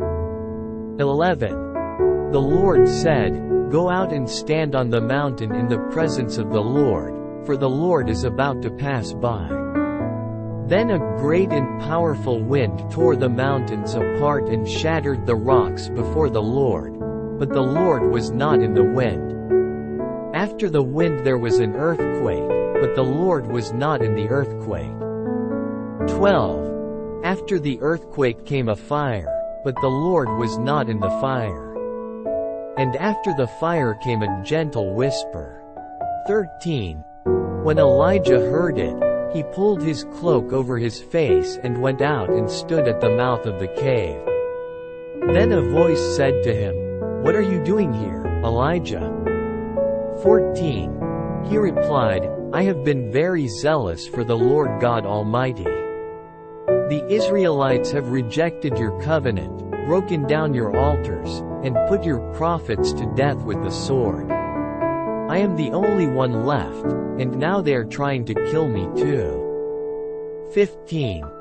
The Lord said to him, Go back the way you came, and go to the desert of Damascus. When you get there, anoint Hazael king over Aram. 16. Also, anoint Jehu son of Nimshi king over Israel. And anoint Elisha son of Shaphat from Abel Mahala to succeed you as prophet. 17. Jehu will put to death any who escape the sword of Hazael, and Elisha will put to death any who escape the sword of Jehu. 18. Yet I reserve 7,000 in Israel, all whose knees have not bowed down to Baal and all whose mouths have not kissed him. 19. So Elijah went from there and found Elisha son of Shaphat. He was plowing with 12 yoke of oxen, and he himself was driving the 12th pair. Elijah went up to him and threw his cloak around him. 20. Elisha then left his oxen and ran after Elijah. Let me kiss my father and mother goodbye, he said, and then I will come with you. Go back, Elijah replied.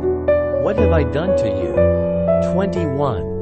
So Elisha left him and went back. He took his yoke of oxen and slaughtered them. He burned the plowing equipment to cook the meat and gave it to the people, and they ate. Then he set out to follow Elijah and became his attendant.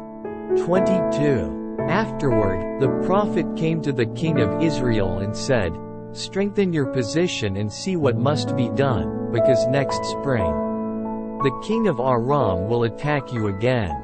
23. Meanwhile, the officials of the king of Aram advised him, Their gods are gods of the hills. That is why they were too strong for us. But if we fight them on the plains, surely we will be stronger than they. 24. Do this: remove all the kings from their commands and replace them with other officers. 25. You must also raise an army like the one you lost, horse for horse and chariot for chariot, so we can fight Israel on the plains. Then surely we will be stronger than they. He agreed with them and acted accordingly. 26. The next spring Ben-Hadad mustered the Arameans and went up to Aphek to fight against Israel.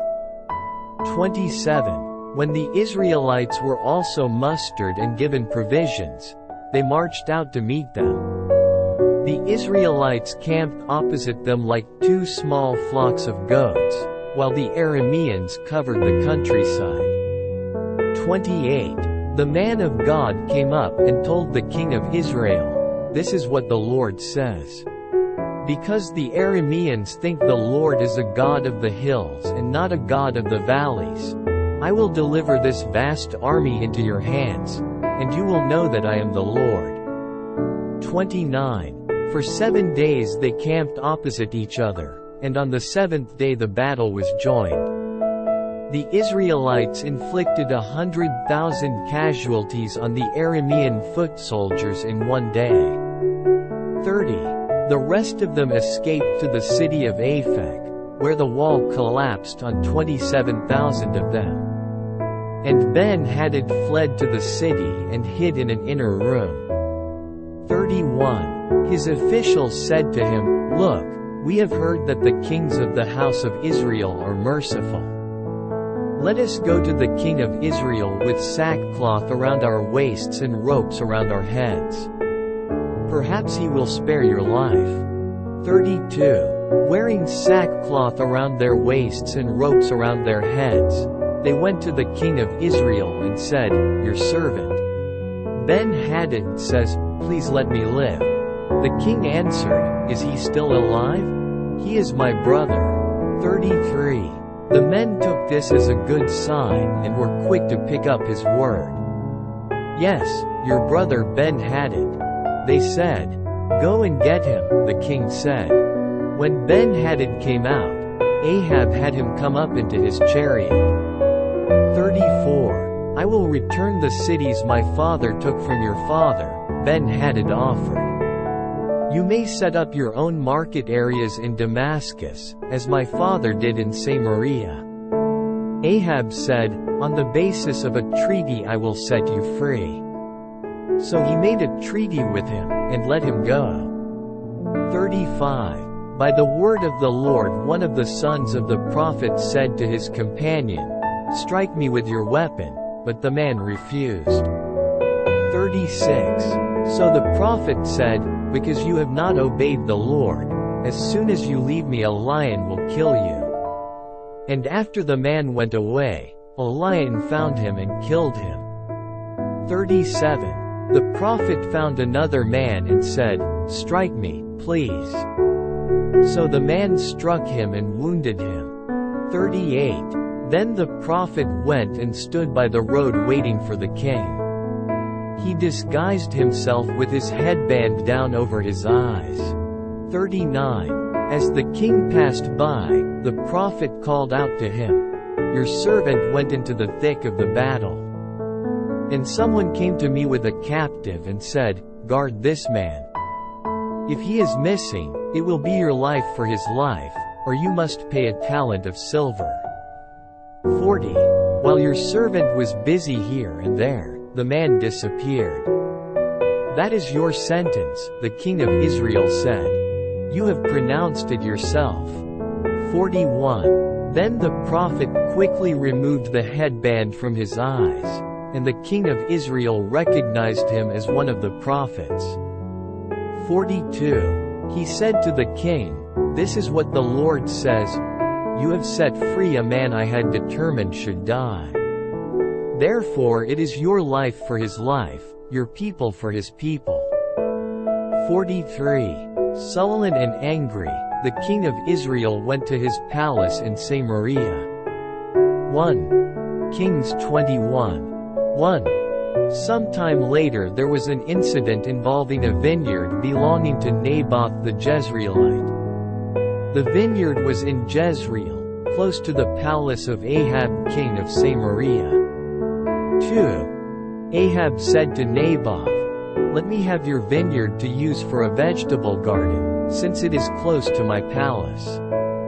In exchange I will give you a better vineyard or, if you prefer, I will pay you whatever it is worth." 3. But Naboth replied, "The Lord forbid that I should give you the inheritance of my fathers." 4. So Ahab went home, sullen and angry because Naboth the Jezreelite had said, "I will not give you the inheritance of my fathers." He lay on his bed sulking and refused to eat. 5. His wife Jezebel came in and asked him, "Why are you so sullen? Why won't you eat?" 6. He answered her, "Because I said to Naboth the Jezreelite, 'Sell me your vineyard or if you prefer, I will give you another vineyard in its place.' But he said, 'I will not give you my vineyard.' 7. Jezebel his wife said, "Is this how you act as king over Israel? Get up and eat. Cheer up. I'll get you the vineyard of Naboth the Jezreelite." 8. So she wrote letters in Ahab's name, placed his seal on them, and sent them to the elders and nobles who lived in Naboth's city with him.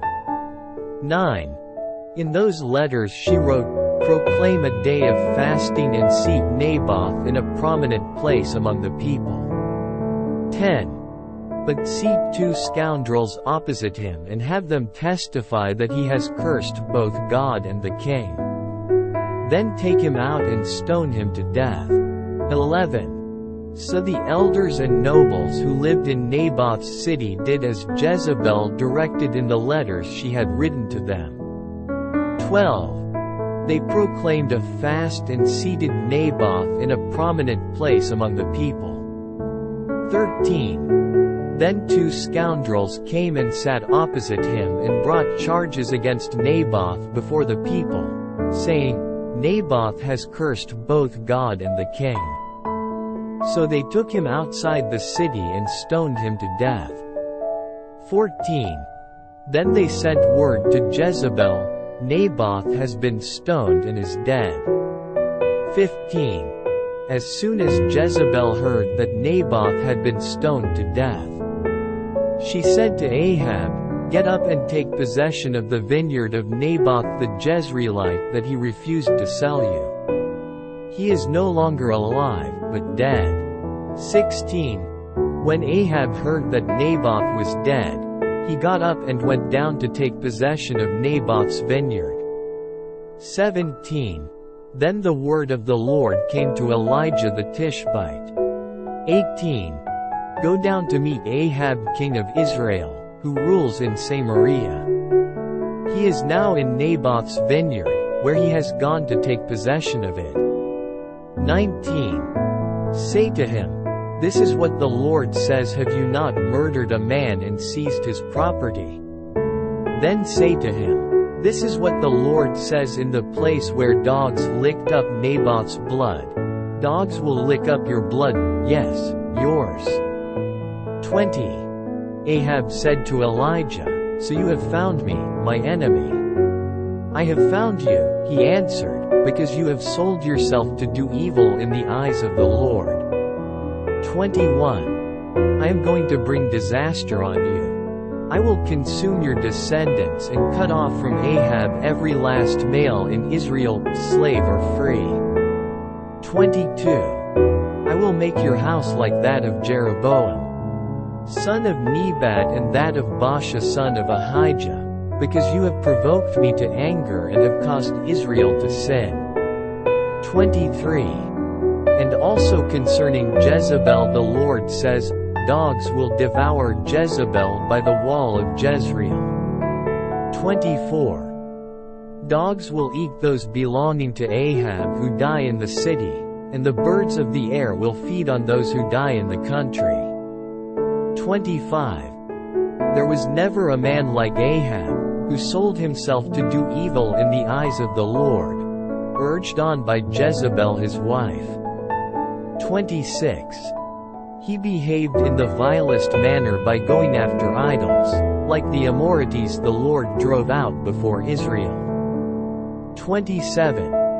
When Ahab heard these words, he tore his clothes, put on sackcloth and fasted. He lay in sackcloth and went around meekly. 28. Then the word of the Lord came to Elijah the Tishbite. 29.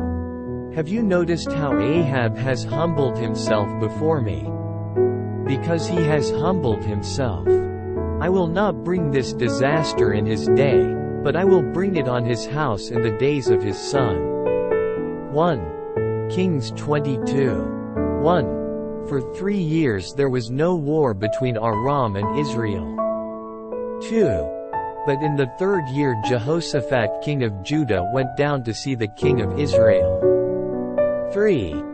The king of Israel had said to his officials, "Don't you know that Ramoth-Gilead belongs to us? And yet we are doing nothing to retake it from the king of Aram?" 4. So he asked Jehoshaphat, "Will you go with me to fight against Ramoth-Gilead?" Jehoshaphat replied to the king of Israel, "I am as you are, my people as your people, my horses as your horses." 5. But Jehoshaphat also said to the king of Israel, "First seek the counsel of the Lord." 6. So the king of Israel brought together the prophets, about 400 men, and asked them, "Shall I go to war against Ramoth Gilead, or shall I refrain?" "Go," they answered, "for the Lord will give it into the king's hand." 7. But Jehoshaphat asked, "Is there not a prophet of the Lord here whom we can inquire of?" 8. The king of Israel answered Jehoshaphat, "There is still one man through whom we can inquire of the Lord. But I hate him because he never prophesies anything good about me, but always bad. He is Micaiah son of Imlah." "The king should not say that," Jehoshaphat replied. 9. So the king of Israel called one of his officials and said, "Bring Micaiah son of Imlah at once." 10. Dressed in their royal robes, the king of Israel and Jehoshaphat king of Judah were sitting on their thrones at the threshing floor by the entrance of the gate of Samaria, with all the prophets prophesying before them. 11. Now Zedekiah son of Kenana had made iron horns. And he declared, "This is what the Lord says, with these you will gore the Arameans until they are destroyed." 12. All the other prophets were prophesying the same thing. "Attack Ramoth Gilead and be victorious," they said, "for the Lord will give it into the king's hand." 13. The messenger who had gone to summon Micaiah said to him, "Look, as one man the other prophets are predicting success for the king. Let your word agree with theirs, and speak favorably." 14. But Micaiah said, "As surely as the Lord lives, I can tell him only what the Lord tells me." 15.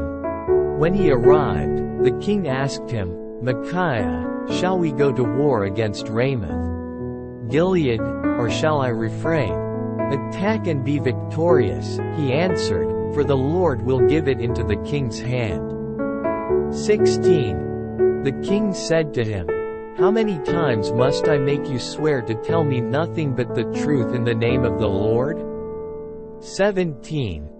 Then Micaiah answered, "I saw all Israel scattered on the hills like sheep without a shepherd, and the Lord said, 'These people have no master. Let each one go home in peace.'" 18. The king of Israel said to Jehoshaphat, "Didn't I tell you that he never prophesies anything good about me, but only bad?" 19. Micaiah continued, "Therefore hear the word of the Lord. I saw the Lord sitting on his throne, with all the host of heaven standing around him on his right and on his left." 20. And the Lord said, "Who will entice Ahab into attacking Ramoth Gilead and going to his death there?" One suggested this, and another that. 21. Finally, a spirit came forward, stood before the Lord and said, "I will entice him." 22. By what means? The Lord asked. "I will go out and be a lying spirit in the mouths of all his prophets," he said. "You will succeed in enticing him," said the Lord. "Go and do it." 23. So now the Lord has put a lying spirit in the mouths of all these prophets of yours. The Lord has decreed disaster for you. 24. Then Zedekiah son of Kenana went up and slapped Micaiah in the face. "Which way did the Spirit from the Lord go when he went from me to speak to you?" he asked. 25. Micaiah replied, "You will find out on the day you go to hide in an inner room." 26. The king of Israel then ordered, "Take Micaiah and send him back to Amon the ruler of the city, and to Joash the king's son." 27. And say, "This is what the king says, put this fellow in prison and give him nothing but bread and water until I return safely." 28. Micaiah declared, "If you ever return safely, the Lord has not spoken through me." Then he added, "Mark my words, all you people." 29. So the king of Israel and Jehoshaphat king of Judah went up to Ramoth-Gilead. 30. The king of Israel said to Jehoshaphat, "I will enter the battle in disguise, but you wear your royal robes." So the king of Israel disguised himself and went into battle. 31. Now the king of Aram had ordered his 32 chariot commanders, "Do not fight with anyone, small or great, except the king of Israel." 32. When the chariot commanders saw Jehoshaphat, they thought, "Surely this is the king of Israel." So they turned to attack him, but when Jehoshaphat cried out, 33. The chariot commanders saw that he was not the king of Israel and stopped pursuing him. 34. But someone drew his bow at random and hit the king of Israel between the sections of his armor. The king told his chariot driver, "Wheel around and get me out of the fighting. I've been wounded." 35. All day long the battle raged, and the king was propped up in his chariot facing the Arameans. The blood from his wound ran onto the floor of the chariot, and that evening he died. 36. As the sun was setting, a cry spread through the army, "Every man to his town, everyone to his land." 37. So the king died and was brought to Samaria, and they buried him there. 38. They washed the chariot at a pool in Samaria where the prostitutes bathed, and the dogs licked up his blood, as the word of the Lord had declared. 39. As for the other events of Ahab's reign, including all he did, the palace he built and inlaid with ivory, and the cities he fortified, are they not written in the book of the annals of the kings of Israel? 40. Ahab rested with his fathers, and Ahaziah his son succeeded him as king. 41. Jehoshaphat son of Asa became king of Judah in the 4th year of Ahab king of Israel. 42. Jehoshaphat was 35 years old when he became king, and he reigned in Jerusalem 25 years. His mother's name was Azubah daughter of Shilhi. 43. In everything he walked in the ways of his father Asa and did not stray from them. He did what was right in the eyes of the Lord. The high places, however, were not removed, and the people continued to offer sacrifices and burn incense there. 44. Jehoshaphat was also at peace with the king of Israel. 45. As for the other events of Jehoshaphat's reign, the things he achieved and his military exploits, are they not written in the book of the annals of the kings of Judah? 46. He rid the land of the rest of the male shrine prostitutes who remained there even after the reign of his father Asa. 47.